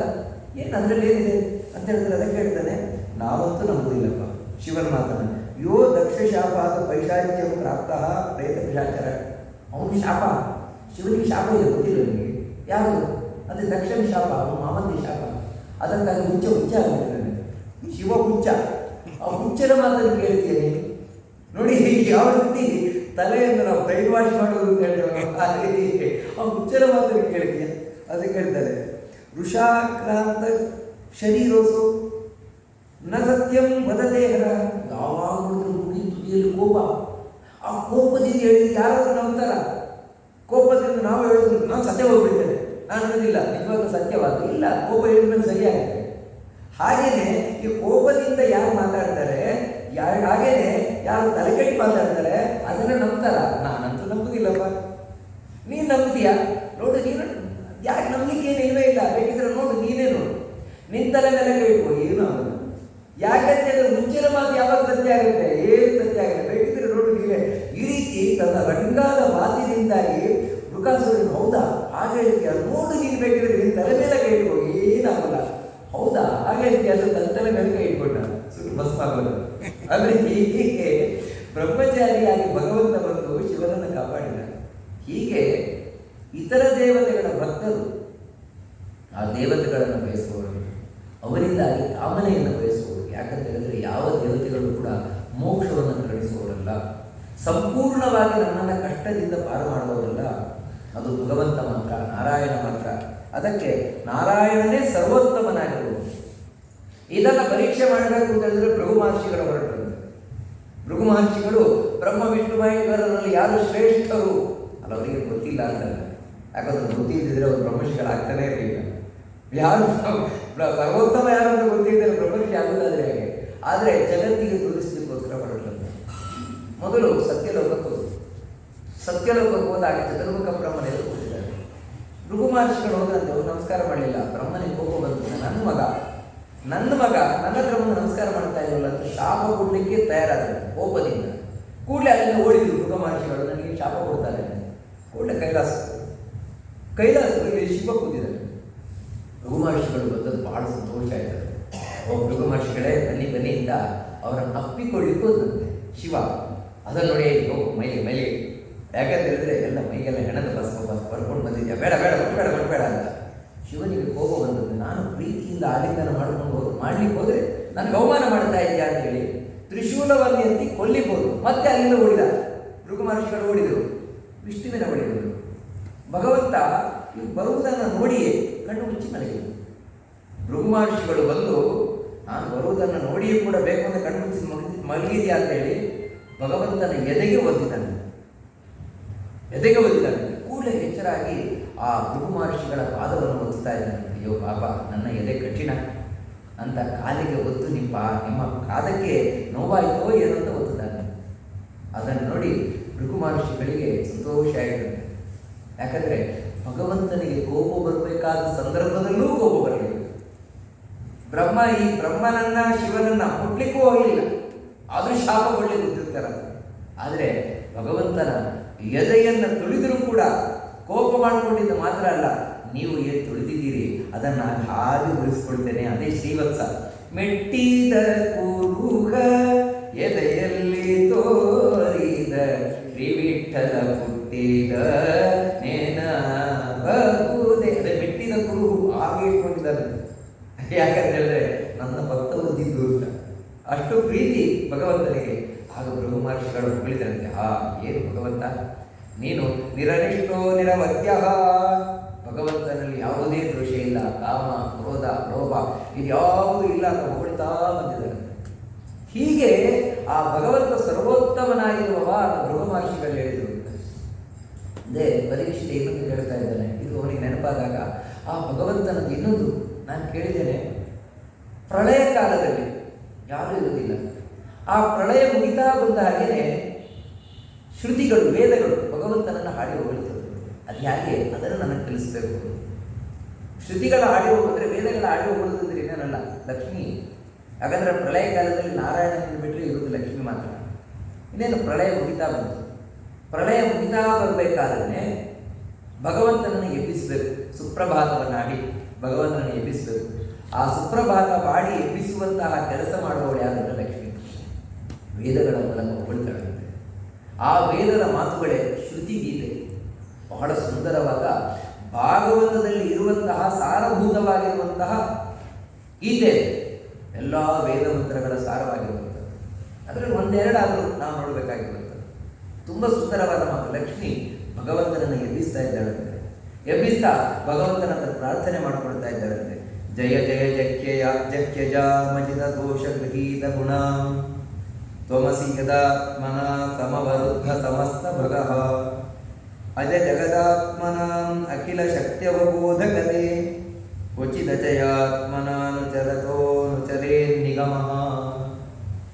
ಪ್ರಳಯಕಾಲ ಮುಗಿತಾ ಬಂದಾಗೆ ಲಕ್ಷ್ಮಿ ಶ್ರೀ ಭೂದುರ್ಗಾ ರೂಪದಿಂದ ವೇದಗಳ ಮೂಲಕ ಹಾಡಿ ಹೊಗಳುತ್ತಾಳೆ ಭಗವಂತನನ್ನು. ಭಗವಂತ ಏಳು ಏಳು ನೀನು ಎಬ್ಬಿಸ್ತಾ ಇದ್ದಾಳೆ. ಯಾಕೆ? ಜಯ ಜಯ ಜಕ್ಷ್ಯಜ ಜಯ ಜಯ ಜಯ ಜಯ ಅಂತ ನಮ್ಮಲ್ಲಿ ಹೇಳ್ತೇವೆ. ಜಯವಾಗಲಿ ಜಯವಾಗಲಿ ಆ ರೀತಿ. ಅಂದರೆ ಭಗವಂತನಿಗೆ ಜಯವಾಗಲಿ ಅಂದ್ರೆ ಅರ್ಥ ಇದೆ. ಜಯ ಅಂತ ಹೇಳಿದ್ರೆ ಉತ್ಕೃಷ್ಟ. ಭಗವಂತ ಸರ್ವೋತ್ತಮನಾಗಿದ್ದಾನೆ, ವಿಷ್ಣು ಸರ್ವೋತ್ತಮನಾಗಿದ್ದಾನೆ. ಇದನ್ನ ವೇದಗಳು ಹೇಳ್ತಾ ಇದೆ. ಅಲ್ಲಿ ವೇದಕ್ಕೆ ಏನಂತ ಮಹತ್ವ ಇದೆ? ವೇದ ವೇದ ಅಂತ ಹೇಳ್ತಿರಲ್ವ. ಅಂದರೆ ವೇದ ಅಪೌರುಷೇಯ ಅಂತ ಹೇಳಿದ್ರೆ ಯಾರಿಂದಲೂ ರಚಿಸಲ್ಪಡದೇ ಇರುವಂಥದ್ದು ವೇದ. ಯಾರು ಅದನ್ನು ರಚನೆ ಮಾಡಿದರು ವೇದವನ್ನು? ಅಲ್ಲ, ಯಾರು ರಚನೆ ಮಾಡಿದ್ರೆ ಯಾಕೆ ಇರ್ತದದು ಅಂತ ಹೇಳಿದರೆ, ಭಗವಂತ ಸೃಷ್ಟಿಯ ಆದಿಯಲ್ಲಿ ಚತುರ್ಮುಖನಿಗೆ ಉಪದೇಶ ಮಾಡಿದ. ಚತುರ್ಮುಖ ಅನಂತರ ಎಲ್ಲ ಋಷಿಗಳಿಗೆ ಅದನ್ನು ಉಪದೇಶ ಮಾಡಿಕೊಂಡು ಬಂದ. ನೋಡಿ, ಅದಕ್ಕಾಗಿಯೇ ನಮ್ಮ ಪರಂಪರೆಯಲ್ಲಿ ಋಷಿ ಈ ವೇದವನ್ನು ರಚನೆ ಮಾಡಿದವರು ಇಂಥ ಋಷಿಗಳು ಇಲ್ಲವೇ ಇಲ್ಲ. ಮತ್ತೇನೆಂದರೆ ಗುರುಗಳು ಶಿಷ್ಯನಿಗೆ ಈ ರೀತಿ ಹೇಳ್ಕೊಂಡು ಬಂದದ್ದು. ನೋಡು, ನನ್ನ ಗುರುಗಳು ನನಗೆ ಹೇಳ್ತಾರೆ, ಅದನ್ನು ನಿನಗೆ ಹೇಳ್ತೇನೆ. ಆ ಶಿಷ್ಯ ನನ್ನ ಗುರುಗಳು ನನಗೆ ಹೇಳ್ತಾನೆ, ನಿನಗೆ ಹೇಳ್ತೇನೆ. ಈ ರೀತಿಯೇ ವೇದ ಬಂದಿರುವಂಥದ್ದು ಮೊದಲಿಂದಲೂ ಕೂಡ ಪರಂಪರೆಯಲ್ಲಿ. ಹೊರತು ಅದನ್ನು ಇಂಥವರು ರಚನೆ ಮಾಡಿದ್ದಾರೆ ಇಲ್ಲವೇ ಇಲ್ಲ. ಅದಕ್ಕೆ ವೇದವನ್ನು ಅಪೌರುಷೇಯ ಅಂತ ಹೇಳಿ. ಪ್ರಳಯ ಕಾಲದಲ್ಲೂ ಕೂಡ ಭಗವಂತನನ್ನು ಹೇಳ್ತಾ ಇರ್ತಾರೆ. ಪ್ರಳಯ ಮುಗಿತಾ ಇರಬೇಕಾದ್ರೆ ಲಕ್ಷ್ಮಿ ಅದನ್ನು ಸ್ತೋತ್ರ ಮಾಡ್ತಾರೆ. ಅವಳು ಏನಂತ ಹೇಳಿದ್ರೆ ಭಗವಂತನನ್ನು ಎಬ್ಬಿಸ್ತಾ ಇದ್ದಾಳೆ. ಭಗವಂತ ನೀನು ಹೇಳಬೇಕು, ಯಾಕಂದರೆ ನೀನು ಉತ್ಕೃಷ್ಟನಾದವನು. ಯಾರಿಗೋಸ್ಕರ ಅಂದರೆ ಜೀವನಿಗೋಸ್ಕರ, ನಮಗೋಸ್ಕರ, ನಮ್ಮನ್ನು ಉದ್ಧಾರ ಮಾಡಲಿಕ್ಕೋಸ್ಕರ. ಜಹಿ ಅಜಾಂ ಅಜಿತ ದೋಷ ಗೃಹೀತ ಗುಣ. ಯಾಕೆ ಹೇಳಬೇಕಾಗಿದೆ? ನಮ್ಮನ್ನು ಉದ್ಧಾರ ಮಾಡಲಿಕ್ಕೆ, ಜೀವರಾಶಿಗಳನ್ನು ಉದ್ಧಾರ ಮಾಡಲಿಕ್ಕೆ. ಅಲ್ಲ, ನಮಗೆ ಏನಾಗಿದೆ ಅಂತ ಹೇಳಿದ್ರೆ ದುಃಖದಿಂದ ಒದ್ದಾಡ್ತಾ ಇದ್ದೇವಲ್ವ. ದುಃಖ, ಸಾವು, ನೋವು ಇದರಲ್ಲಿ ಒದ್ದಾಡ್ತಾ ಇದ್ದೇವಲ್ವ ನಾವು. ನಿಜವಾಗಿಯೂ ಕೂಡ ನಾವು ಒಳ್ಳೆಯವರಾಗಿದ್ದೇವೆ, ಸಜ್ಜೀವರಾಶಿಗಳಾಗಿದ್ದರೆ ಮುಂದೆ ಭಾಗವತವೇ ತಿಳಿಸ್ತದೆ. ಕೃಷ್ಣ ಹೇಳ್ತಾನೆ, ನಮಗೆ ದುಃಖ ಇಲ್ಲ. ನಿಜವಾಗ್ಲೂ ನಮಗೆ ದುಃಖ ಇದೆ. ಯಾಕಂತ ಹೇಳಿದ್ರೆ ಪ್ರತಿಯೊಬ್ಬ ಜೀವನೂ ಕೂಡ ಸಾತ್ವಿಕನಾಗಿದ್ದರೆ ಅವನ ಆನಂದ ಸ್ವರೂಪಿ, ಜ್ಞಾನಾನಂದ ಸ್ವರೂಪಿ. ಒಳಗೆ ಅವನಿಗೆ ಆನಂದವೇ ಇರುತ್ತೆ. ನಮ್ಗೆ ಹೇಳಿದ್ರೆ ಇವತ್ತು ಅರ್ಥ ಆಗುತ್ತೆ. ಒಂದೊಮ್ಮೆ ನಾವು ಒಳ್ಳೆಯವರಾಗಿದ್ದರೆ, ಸಾತ್ವಿಕ ಜೀವ ಆಗಿದ್ದರೆ ನಮ್ಮೊಳಗೆ ಆನಂದವೇ ಇದೆ ಅಂದರೆ ನಮ್ಗೆ ಅರ್ಥವಾಗೋದು. ಎಲ್ರಿಗೂ ಆನಂದ ಇದೆ, ನಾವೇ ದುಃಖ ಪಡ್ತಾನೆ ಇದ್ದೇವೆ ದಿನದ ದಿನಕ್ಕೆ ಆ ಸೊಂಟ ನೋವು, ಕೈ ನೋವು, ಕಾಲು ನೋವು, ಅದು ಸರಿ ಇಲ್ಲ, ಇದು ಸರಿ ಇಲ್ಲ, ಈ ರೀತಿ ನಾವು ನೋವು ಪಡ್ತಾನೆ ಇದ್ದೇವೆ. ಹೀಗಿರ್ಬೇಕಾದ್ರೆ ನಾವು ಆನಂದ ಸ್ವರೂಪ ಏನ್ರಿ, ನಾವು ಆನಂದ ಸ್ವರೂಪ, ನಮಗಂತೂ ಗೊತ್ತಾಗ್ತಾ ಇರೋದು ಸುಖ ಸ್ವರೂಪವೇ, ಇದೇನು ಗೊತ್ತಾಗ್ತಾ ಇಲ್ಲ. ಇದಕ್ಕೆ ಏನು ಕಾರಣ ಅಂದ್ರೆ ದೋಷ ಗೃಹೀತ ಗುಣ, ನಮ್ಮತನ ನಮಗೆ ಗೊತ್ತಾಗದ ಹಾಗೆ ಒಂದು ಕವರಿದೆ. ಅದಕ್ಕೆ ಏನು ಹೇಳ್ತಾರೆ ಅಂದರೆ ಸ್ವಗುಣಾಚ್ಛಾದಿಕ ಅಂತ. ಅಂದರೆ ನನ್ನನ್ನು ನನಗೆ ಗೊತ್ತಾಗದ ಹಾಗೆ ಮಾಡಿ, ನಾನೇ ಅಂತ ನನಗೆ ಗೊತ್ತಿಲ್ಲ. ಅದಕ್ಕೆ ಇವತ್ತು ಹೇಳಿದ್ರೆ ನಮ್ಮ ಕತೆ ಹೇಗಾಗಿದೆ ಅಂತ ಹೇಳಿದ್ರೆ, ಒಬ್ಬ ಬಡವ ಅಳ್ತಾ ಇದ್ದಾನಂತೆ, ಒಂದು ಕಟ್ಟೆ ಮೇಲೆ ಕೂತ್ಕೊಂಡು ಅಳ್ತಾ ಇದ್ದಾನೆ. ದುಡ್ಡಿಲ್ಲ ದುಡ್ಡಿಲ್ಲ ಕೊಡಿ, ನನಗೆ ದುಡ್ಡಿಲ್ಲ ಕೊಡಿ ಅಂತ. ಅವನು ಕಟ್ಟೆ ಕೂತಿದ್ದಾನಲ್ವ, ಅದರ ಕೆಳಗೆ ನಿಧಿ ಇದೆ. ಅದನ್ನು ತೆಗೆದ್ರೆ ಸಾಕು, ಬೇಕಾದಷ್ಟು ನಿಧಿ ಸಿಗತ್ತೆ ಅವನಿಗೆ. ಅದರ ಗೊತ್ತಿಲ್ಲ ಅವನಿಗೆ. ಅದೇ ರೀತಿ ಏನಂದ್ರೆ ಹತ್ಕೊಂಡು ಕೂತಿದ್ದಾನೆ, ನಿಧಿಯ ಮೇಲೆ ಕೂತು ಬಡತನದಿಂದ ನಾನು ಬೇಡ್ಕೊಂಡು ಕೂತಾಗಿ ನಮ್ಮ ಕತೆ ಆಗಿದೆ ಅಷ್ಟೇ. ಒಳಗೆ ಇದೆ ನಿಧಿ, ಆದರೆ ಅದು ಕವರ್ ಆಗಿಬಿಟ್ಟಿದೆ. ಸ್ವಗುಣಾಚ್ಛಾದಿಕ ಅಂತ. ಅದಕ್ಕೆ ಅಜ ಅಂತ, ಹುಟ್ಟಿಲ್ಲದು ನೋಡಿ ಅಂತ ಹೇಳಿದ್ರೆ ಯಾವತ್ತಿಲ್ಲದೂ ಇದೆ, ಅನಾದಿ ಕಾಲದಲ್ಲಿ ನಮ್ಮೊಟ್ಟಿಗೆ ಇದೆ. There is no starting point. ಇದಕ್ಕೆ ಯಾವಾಗ ಹುಟ್ಕೊಳ್ಳೋದು ಗೊತ್ತಿಲ್ಲ. ಯಾಕಂದ್ರೆ ನಮ್ಮ ಜೀವ ನಾನು ಯಾವಾಗಲೂ ಹುಟ್ಟಿದ್ದು ಇಲ್ಲ. ಜೀವ ಯಾವತ್ತೂ ಇರ್ತದೆ, ಯಾವತ್ತಿಗೂ ನಾನು ನೀವು ಎಲ್ಲ ಇರುವಂಥವರೇ. ನಮ್ಮೊಟ್ಟಿಗೆ ಅದಿದೆ. ಪ್ರಕೃತಿಯ ಬಂಧನ ಅಂತ ಇದೆ. ಪ್ರಕೃತಿಯ ಬಂಧನ ಅಂದರೆ ಒಂದು ಸ್ವಗುಣಾಚ್ಛಾದಿಕ, ನನ್ನನ್ನು ನನಗೆ ಗೊತ್ತಾಗದ ಹಾಗೆ ಮಾಡುವುದು. ಇವತ್ತೇನು ನನ್ನ ಪರಿಚಯ, ಇದು ನನ್ನ ಪರಿಚಯ ಅಲ್ಲ. ನನ್ನನ್ನು ನಾನು ಪರಿಚಯ ಮಾಡ್ಕೊಳ್ತೇನೆ, ಇಂಥವ್ರ ಮಗ, ಇಂಥವ್ರು ನಾನು ಇಂಥ ಇದ್ದಾರೆ, ಇದು ಯಾವುದು ನನ್ನ ಪರಿಚಯ ಅಲ್ಲ. ನನ್ನ ಪರಿಚಯ ಬೇರೆಯೇ ಇದೆ. ಅದೇನಂತ ನನಗೆ ಗೊತ್ತಿಲ್ಲ. ಇನ್ನೊಂದು ದೇವರೇ ಅಂತ ಗೊತ್ತಿಲ್ಲ, ಅದು ಪರಮಾಚಾರಿಕ. ದೇವರು ನನಗೆ ಗೊತ್ತಾಗದಾಗ ಮಾಡಿರುವಂಥದ್ದು. ಅದು ಕೂಡ ಅಷ್ಟೇ, ದೇವರಿಗೂ ನನಗೂ ಮಧ್ಯೆ ಇರುವ ಪರದೆ, ನನ್ನನ್ನು ನನಗೆ ಗೊತ್ತಾಗದ ಹಾಗೆ ಮಾಡಿರುವ ಪರದೆ, ದೇವರು ನನಗೆ ಗೊತ್ತಾಗದ ಹಾಗೆ ಮಾಡಿರುವಂತಹ ಪರದೆ. ಇದೇ ಪ್ರಕೃತಿಯ ಕಥೆ. ಪ್ರಕೃತಿಯ ಬಂಧನ ಅಂದರೆ ನಿಜವಾಗಿಯೂ ಕೂಡ ಅದನ್ನು ದೇವರೇ ನೀನೇ ಪರಿಹಾರ ಮಾಡಿ. ದೇವರ ಅವಶ್ಯಕತೆ ನಮಗೆ ಯಾಕೆ ಬೇಕಿದೆ ಅಂದರೆ ಇದಕ್ಕೋಸ್ಕರ, ನನ್ನತನವನ್ನು ನಾನು ಕಂಡುಕೊಳ್ಳಿಕ್ಕೆ, ದೇವರನ್ನು ಕಂಡು ನಾನು ನನ್ನ ಸುಖವನ್ನು ಪಡೆಯಲಿಕ್ಕೆ. ನನ್ನ ಸುಖ ಅದು ನನಗೆ ಸಿಗಬೇಕಾಗಿದೆ, ದೇವರ ಹತ್ರ ಆಗಿಲ್ಲ. ಅದಕ್ಕಾಗಿ ದೇವರ ಹತ್ರ ಲಕ್ಷ್ಮಿ ಪ್ರಾರ್ಥನೆ ಮಾಡ್ಕೊಳ್ತಾ ಇದ್ದಾನೆ, ಈ ಜೀವರಾಶಿಗಳಿಗೋಸ್ಕರ, ಈ ಜೀವನನ್ನು ಉದ್ಧಾರ ಮಾಡಲಿಕ್ಕೋಸ್ಕರ. ಹೇ ಭಗವಂತ, ನೀನು ಬರಬೇಕು, ನೀನು ಎದ್ದೇಳಬೇಕು. ದೋಷ ಗೃಹೀತ ಗುಣ, ಈ ದೋಷದಿಂದ ಅಂದರೆ ಅಜ್ಞಾನ, ದುಃಖ, ಇದರಿಂದಾಗಿ ಮುಚ್ಚಿ ಹೋಗ್ಬಿಟ್ಟಿದ್ದಾನೆ. ಇವನೇನು ಗೊತ್ತಾಗ್ತಾ ಇಲ್ಲ. ಅಜ ಜಗದಾತ್ಮನಾಂ ಅಖಿಲ ಶಕ್ತಿಯ ಪ್ರಬೋಧಕತೆ. ನಿನ್ನ ಹತ್ರನೇ ಯಾಕೆ ಪ್ರಾರ್ಥನೆ ಮಾಡ್ತಾ ಇರೋದು ಅಂದರೆ, ನೀನಲ್ಲದೆ ಜ್ಞಾನಬೇಕಾಗತ್ತಿಲ್ಲ. ಉಳಿದವರೆಲ್ಲರೂ ಕೂಡ ನಿನ್ನನ್ನೇ ನಂಬಿಕೊಂಡು ಬದುಕ್ತಾ ಇರುವವರು. ಉಳಿದ ಎಲ್ಲ ಜಗತ್ತನ್ನು ರಕ್ಷಣೆ ಮಾಡುವ ಲಕ್ಷ್ಮೀ, ಚತುರ್ಮುಖ ಬ್ರಹ್ಮ, ಎಲ್ಲ ದೇವತೆಗಳಿಗೂ ನೀನೇ ರಕ್ಷಕ, ನೀನೇ ಅವರನ್ನು ರಕ್ಷಣೆ ಮಾಡುವುದು. ಅಲ್ಲ, ದೇವರಿಗೆ ಮತ್ತೇನಾದರೂ ತಾಪತ್ರಯ ಬಂದುಬಿಟ್ರೆ ಅದಕ್ಕೆ ಹೇಳ್ತಾರೆ ಯದಾತ್ಮನ ಸಮವರ್ಧ ಸಮಸ್ತ ಭಗಃ ಅಂತ ಹೇಳ್ತಾರೆ. ದೇವರೇ, ನಿನಗೆ ಯಾವತ್ತು ಯಾವುದು ಕಡಿಮೆ ಆಗುವುದಿಲ್ವೇ ಇಲ್ಲ. ಭಗವಂತ ಯಾವತ್ತು ಎಲ್ಲದರಿಂದಲೂ ಕೂಡಿಕೊಂಡವರು, ಎಲ್ಲ ಐಶ್ವರ್ಯದಿಂದಲೂ ಕೂಡಿಕೊಂಡವರು, ಉಳಿದವರು ಎಲ್ಲರಿಗೂ ಕೊಡುವವರು ನೀನೇ. ಅಂತ ನೀನು ಜೀವರಾಶಿಗಳಿಗೋಸ್ಕರ ಎದ್ದು ಏನು ಮಾಡಬೇಕಾಗಿದೆ ಅಂತ ಹೇಳಿದ್ರೆ, ಕ್ವಚಿತ ದಯಾತ್ಮನಾನು ಚರತೋನು ಚರೇ ನಿಗಮಃ. ಜೀವರಾಶಿಗಳನ್ನು ಎಬ್ಬಿಸಬೇಕು. ಹೊರ್ಕೊಂಡ್ಬಿಟ್ಟಿದ್ದಾರೆ, ಅವರನ್ನು ಎಬ್ಬಿಸಬೇಕು. ಎಬ್ಬಿಸಿ ಅವರಿಗೆ ಹೇಳಬೇಕು ಈ ವೇದದ ಮೂಲಕ. ಈ ವೇದಗಳು ಪ್ರಳಯ ಕಾಲದಲ್ಲಿ ದೇವರನ್ನೇ ಸ್ತೋತ್ರ ಮಾಡ್ತಾ ಇರ್ತವೆ. ಅದೇ ವೇದಗಳೇ ಯಾವಾಗ ಸೃಷ್ಟಿಯಾಗ್ತದೆ, ಸೃಷ್ಟಿಯಾದಮೇಲೆ ನಮಗೆ ಬುದ್ಧಿ ಕಲಿಸು ಕೂಡ ಆಗ್ತದೆ. ಅಂದರೆ ಶಾಸ್ತ್ರ ಅಂದರೆ ಈ ವಿಧಿ ನಿಷೇಧ, ಇದನ್ನು ಮಾಡು, ಇದನ್ನು ಮಾಡಬೇಡ ಹೇಳಲಿಕ್ಕೆ ಶುರು ಮಾಡ್ತಾರೆ. ಇದೇ ವೇದಗಳೇ ಅಂದರೆ ಅರ್ಥ ಅವಾಗ ದೇವರ ಪರವಾಗಿರ್ತದೆ. ಇವಾಗ ಈ ಮುಖವಾಗಿ ಬಂತು ನಮಗೆ, ಇದನ್ನು ಮಾಡು, ಇದನ್ನು ಮಾಡಬೇಡ, ಇದನ್ನು ಮಾಡಿದರೆ ನೀನು ಸಿಕ್ಕಿ ಬೀಳ್ತೀಯಾ, ಇದನ್ನು ಮಾಡದೇ ಇದ್ರೆ ನೀನು ಬಿಡುಗಡೆಗೊಳ್ತೀಯಾ. ಯಾವುದರಿಂದ ಬಿಡುಗಡೆಗೊಳ್ತೀಯಾ ಅಂತ ಹೇಳಿದ್ರೆ, ಇದರಿಂದ ನಾವು ದೇವರ ಆರಾಧನೆಯನ್ನು ಮಾಡಿದರೆ, ವಿಧಿ ನಿಷೇಧಗಳನ್ನು ನಾವು ಪರಿಪಾಲಿಸಿಕೊಂಡು ಆ ಭಗವಂತನ ಆರಾಧನೆ ಮಾಡಿದರೆ ದೇವರು ನಮಗೇನು ಸಹಾಯವನ್ನು ಮಾಡ್ತಾನೆ ಅಂತ ಹೇಳಿದ್ರೆ, ಸ್ವಗುಣಾಚ್ಛಾದಿಕ. ನನ್ನ ಪರಿಚಯ ನನಗಿಲ್ಲದಾಗಿದೆ ಅಲ್ವಾ, ಆ ಕವರನ್ನು ದೇವರು ಹರಿದಾಕ್ತಾನೆ. ಅವಾಗ ಅಂದರೆ ನಾನೇನಂತ ನನಗೆ ಅರ್ಥ ಆಯಿತು. ಎರಡನೆಯದು ಪರಮಾಚ್ಛಾದಿಕ, ದೇವರು ನಮಗೆ ಕಾಣದಾಗೆ ಇರುವಂತಹ ಪರದೆ. ಆ ಪರದೆ ನಮ್ಮ ಪಕ್ಕಕ್ಕೆ ಸರಿಸಿದಂತೆ ದೇವರು. ಆಗ ದೇವರೇನಂತ ನಿಜವಾದ ಪರಿಚಯ. ದೇವರ ಪರಿಚಯ ನನಗಾಯಿತು, ನನ್ನ ಪರಿಚಯ ನನಗಾಯಿತು. ಆತ್ಮ ಸಾಕ್ಷಾತ್ಕಾರ, ಪರಮಾತ್ಮ ಸಾಕ್ಷಾತ್ಕಾರ ಅದು ದೇವರಿಂದಲೇ ಆಗಬೇಕು. ನೋಡಿ, ದೇವರನ್ನು ತೋರಿಸುವವನು ದೇವರೇ, ನಮ್ಮನ್ನು ತೋರಿಸುವವನು ದೇವರೇ. ಅದಕ್ಕಾಗಿಯೇ ದೇವರಿಗೆ ಹೊರಗಿಡುವಂಥದ್ದು. ಇದನ್ನು ಬಹಳ ಸುಂದರವಾಗಿ ಹೇಳ್ತಾರೆ ಆ ಶ್ರುತಿ ಗೀತೆ. ಇನ್ನೊಂದು ತುಂಬ ಚೆನ್ನಾಗಿರುವಂಥದ್ದು, ಪ್ರಕ್ರಮವತ್ಸು ಸತ್ಕೃತಂ ಪುರುಷೇಶು ಧೀಷುತು ಬಹಿರಂತರ ಸಚ್ಚರಣೆ ತವ ಪುರುಷ ವದಂಚ ಕೆಲ ಶಕ್ತಿ ಧೃತಃ ಸುಕೃತಂ. ಹೇ ಸ್ವಾಮಿ, ಪ್ರಕ್ರಮವತ್ ಸ್ವಸತ್ಕೃತಂ. ನಿಜವಾಗಲೂ ನಾವು ಏನು ಮಾಡ್ತೇವೆ? ದೇವರ ಪೂಜೆ ಅಂತ ಹೇಳ್ತೇವೆ, ನಾವೆಲ್ಲ ಮಾಡಿದ್ದು ಸ್ವಸತ್ಕೃತಂ. ನಿಜವಾಗಿಯೂ ದೇವರೇ ತನ್ನ ಪೂಜೆಯನ್ನು ತಾನು ಮಾಡ್ಕೊಳ್ತಾನೆ. ಪ್ರತಿಯೊಬ್ಬರ ಒಳಗೂ ಕೂತು ದೇವರು ತನ್ನ ಪೂಜೆಯನ್ನು ತಾನೇ ಮಾಡ್ಕೊಳ್ತಾನಂತೆ. ಪುರುಷೇಶು ಧೀಷು ಬಹಿರಂತರ ಅಸಂಚರಣೆ. ಎಲ್ಲಿಂದ ಹೇಳಿದ್ರು ನಮ್ಮೊಳಗೆ ಕೂತು. ಇದನ್ನು ನಾವು ಹೇಳ್ತೇವೆ, ಪ್ರಾತಃ ಪ್ರವೃತ್ತಿ ಸಾಯಾಂತಂ ಸಾಯಾದಿ ಪ್ರಾತರಂ ತಥಾ ಯತ್ಕರೋಮಿ ತದನ್ನ ಜಗನ್ನಾಥ ತದಸ್ತವೋತ್ತಮ ಪೂಜನಂ. ನಮ್ಗೆ ಅರ್ಥ ಆಗ್ತಾ ಇಲ್ಲ ಅಷ್ಟೇ. ಏನು ಮಾಡ್ತೇವೆ ಎಲ್ಲವೂ ಭಗವಂತನ ಪೂಜೆ. ಇದ್ಯಾರು ನಾವು ಮಾಡಿದ್ದಲ್ಲ, ಅವನೇ ಮಾಡಿಸುವ ಸಂಸ್ಕೃತಂ, ಅವನೇ ಮಾಡಿಸಿಕೊಂಡದ್ದು. ಅದೇ ಹಾಗೆ ಪ್ರಕ್ರಮವತ್, ಪ್ರಕೃಷ್ಟವಾದ ಕ್ರಮದಿಂದ. ಪ್ರಕೃಷ್ಟವಾದ ಕ್ರಮದಿಂದ ಅಂದರೆ ಒಬ್ಬೊಬ್ಬರ ಒಳಗೆ ಕೂತು ದೇವರು ಒಂದೊಂದು ರೀತಿ ಪೂಜೆ ಮಾಡಿಸ್ಕೊಳ್ತಾನೆ. ತನ್ನ ಪೂಜೆ ತಾನೇ ಮಾಡಿಸ್ಕೊಳ್ತಾನಂತೆ. ಇವಾಗ ನೋಡಿ, ಹನುಮಂತನೊಳಗೆ ಕೂತು ಭಗವಂತ ತನ್ನ ಪೂಜೆ ತಾನು ಮಾಡಿಸ್ಕೊಂಡ. ಯಾವ ರೀತಿ? ಅದು ಬೇರೆ. ಅದಕ್ಕಿಂತ ಕೆಳಗಿದ್ದಾರೆ ಕೆಲವರು.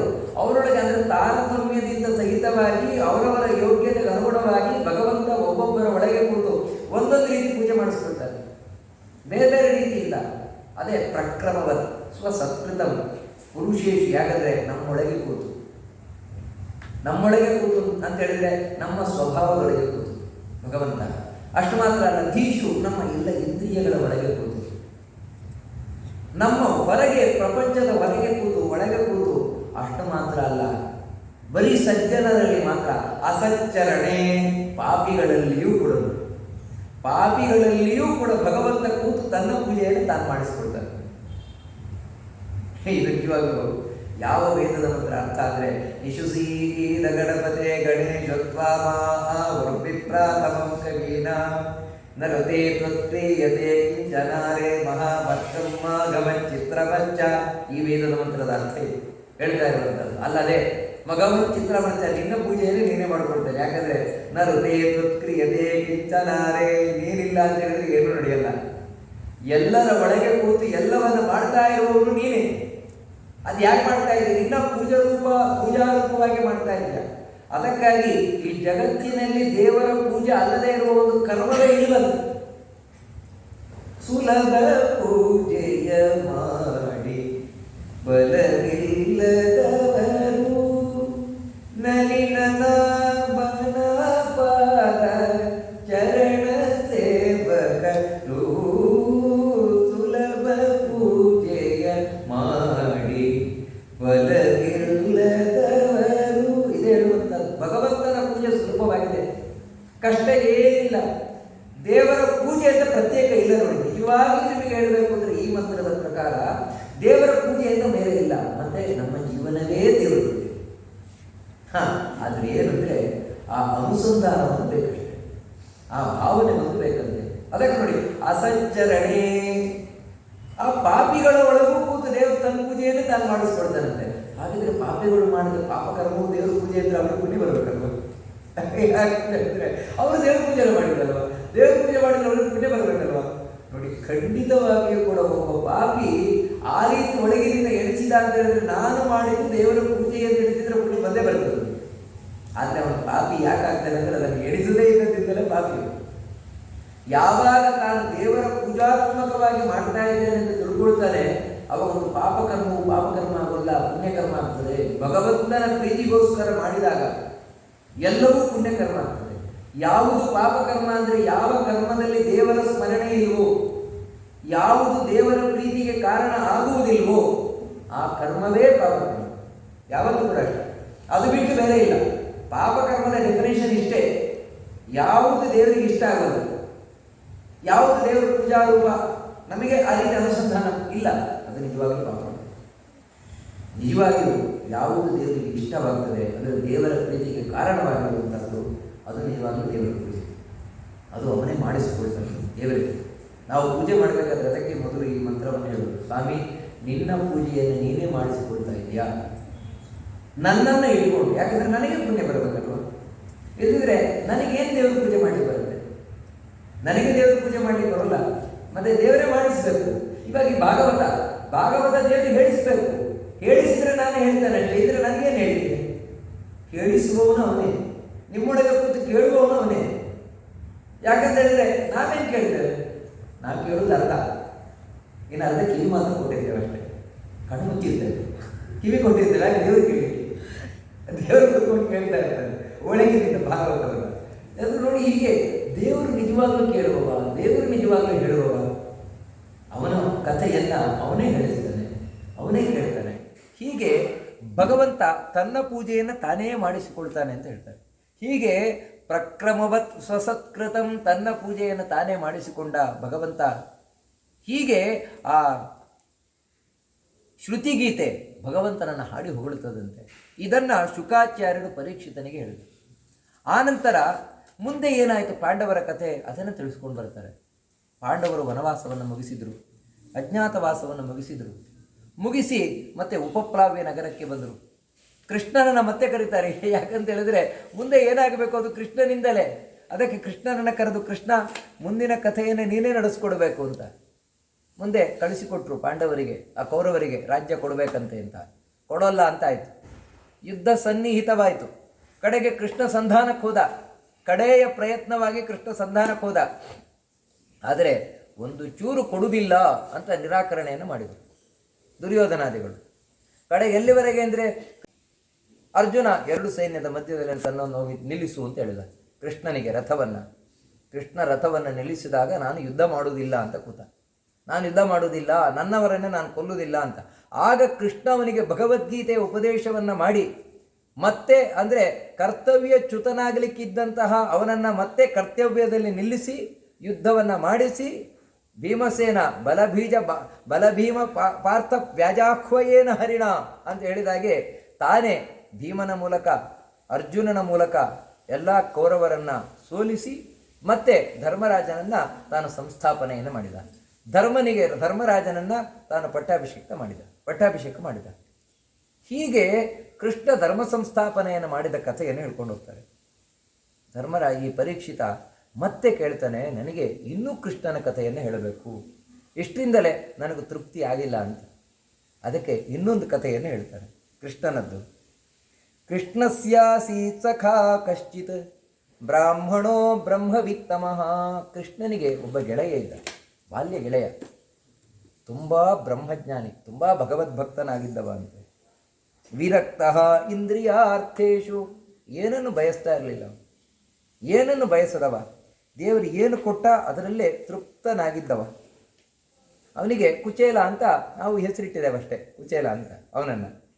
ಇಂತಹ ಆ ಕುಚೇಲ ದೇವರಿಗೆ ಏನು ಕೊಟ್ಟನೋ ಅದರಿಂದ ಸಂತೃಪ್ತಿ ಪಟ್ಟುಕೊಂಡಿದ್ದ.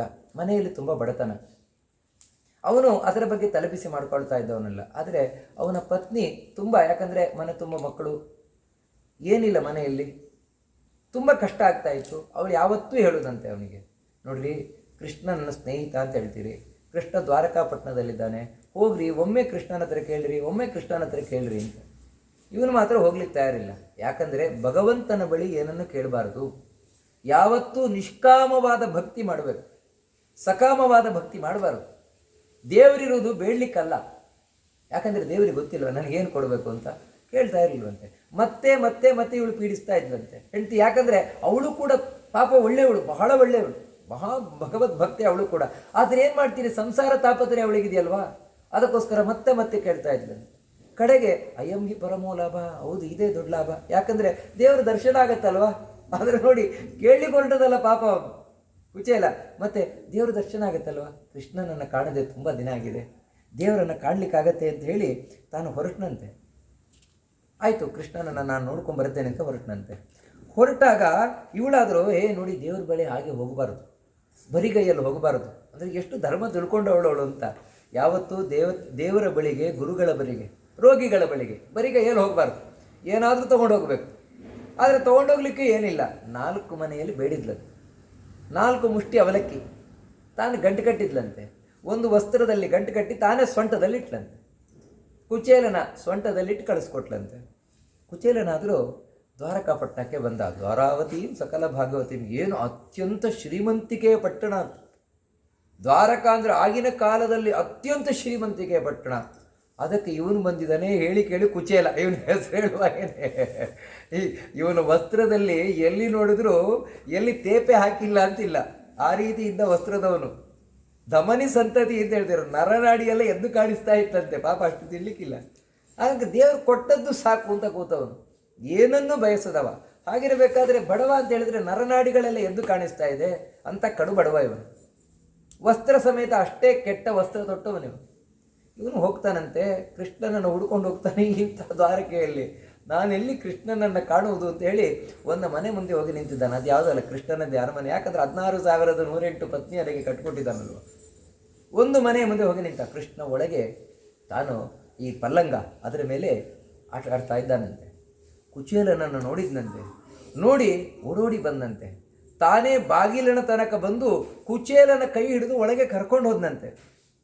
ಕರ್ಕೊಂಡು ಹೋಗಿ ಕುಚೇಲಂ ಮಲಿನಂ ಕ್ಷಾಮಂ ದ್ವಿಜಂ ಧಮನಿ ಸಂತತಂ, ಇನ್ನೇನು ಎಲ್ಲ ನರನಾಡಿಗಳು ಕಾಣಿಸ್ತಾ ಇದೆ, ಅವನನ್ನು ಒಳಗೆ ಕರ್ಕೊಂಡು ಹೋಗಿದ್ದಾನಂತೆ. ಕುಚೇಲ, ಇವಾಗ ಬಂದು ನೆನಪಾಯ್ತಾ, ಇವಾಗ ನನ್ನ ಪರಿಚಯ ಆಯ್ತಾ, ಕರ್ಕೊಂಡು ಹೋಗಿ ಅವನನ್ನು ಆಸನದಲ್ಲಿ ಕೂರಿಸಿ ಬಂಗಾರದ ತಟ್ಟೆಯನ್ನು ತಂದು ಅವನ ಕಾಲನ್ನಿಟ್ಟು ಕಾಲು ತೊಳೆದಿದ್ದಾನಂತೆ.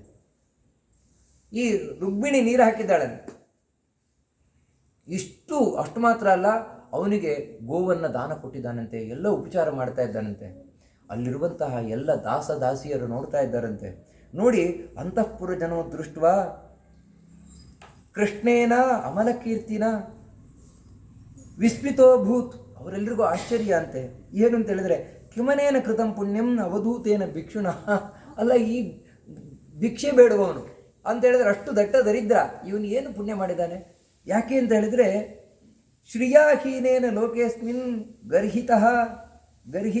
ಗರ್ಹಿತೇನ ಅಧಮೇನ ಚ, ಯಾರೇ ಸಮಾಜದಲ್ಲಿ ಇವನನ್ನು ಯಾರೂ ಮುಸುವುದಿಲ್ಲ. ಯಾಕಂದರೆ ದುಡ್ಡಿಲ್ಲ ಅಂತ ಹೇಳಿದ್ರೆ ಯಾರೂ ಹತ್ತಿರ ಸೇರಿಸೋಲ್ಲ. ಅಂಥ ಇವನನ್ನು ಕೃಷ್ಣ ಇಲ್ಲಿ ಕೂರಿಸಿದ್ದಾನೆ, ಇವನಿಗೆ ಪಾದ ತೊಳಿತಾ ಇದ್ದಾನೆ, ಇವನಿಗೆ ಇಷ್ಟು ಉಪಚಾರವನ್ನು ಮಾಡ್ತಾ ಇದ್ದಾನಲ್ವ, ಇವನೇನು ಪುಣ್ಯ ಮಾಡಿದ್ದಾನೆ ಅಂತ ಎಲ್ಲರೂ ಮಾತಾಡ್ಕೊಳ್ತಾ ಇದ್ದಾರಂತೆ. ಕೃಷ್ಣನಾದರೂ ಇವನ ಹತ್ರ ಮಾತಾಡಿಸ್ತಾನಂತೆ, ಕುಚೇಲ ಮಾತಾಡು, ನಿನಗೆ ನೆನಪಾಗ್ತಾ ಇಲ್ವಾ ನಾವಿಬ್ಬರು ಗುರುಕುಲದಲ್ಲಿದ್ದಾಗ ನಡೆದಂಥ ಘಟನೆ. ನಾವಿಬ್ಬರು ಒಮ್ಮೆ ಸಮಿಧ ತರಲಿಕ್ಕೋಸ್ಕರ ಹೋದಾಗ ಜೋರು ಮಳೆ ಬರಲಿಕ್ಕೆ ಶುರುವಾಯಿತು. ಆ ಮಳೆಯಲ್ಲಿ ನಾವಿಬ್ಬರು ಕೂಡ ಹೆದರಿ ಒಂದು ಮರದ ಕೆಳಗೆ ನಿಂತು ರಾತ್ರಿ ಇಡೀ ನಿಂತಿದ್ವಲ್ವ. ಮಾರನೇ ದಿನ ಗುರುಗಳು ಹುಡ್ಕೊಂಡು ಬಂದಿದ್ರು. ಎಲ್ಲಿ ಹೋಗಿದ್ರಿ ಅಂತ, ನನಗೆಲ್ಲ ನೆನಪಿದೆಯಾ ಆ ಕಥೆ ಅಂತ ಹೇಳಿದಾಗ ಕುಚೇಲ ಕೈ ಜೋಡಿಸಿ ಹೇಳ್ತಾನೆ, ಸ್ವಾಮಿ ನಿನ್ನೊಟ್ಟಿಗೆ ಇದ್ದದ್ದೇ ನನ್ನ ಪುಣ್ಯ, ನಿನ್ನೊಟ್ಟಿಗೆ ಆ ಗುರುಕುಲ ವಾಸವನ್ನು ಮಾಡಿದ್ದೇ ನನ್ನ ಪುಣ್ಯ ಅಂತ ಹೇಳಿ ಕುಚೇಲ ಕೈ ಜೋಡಿಸ್ತಾನೆ.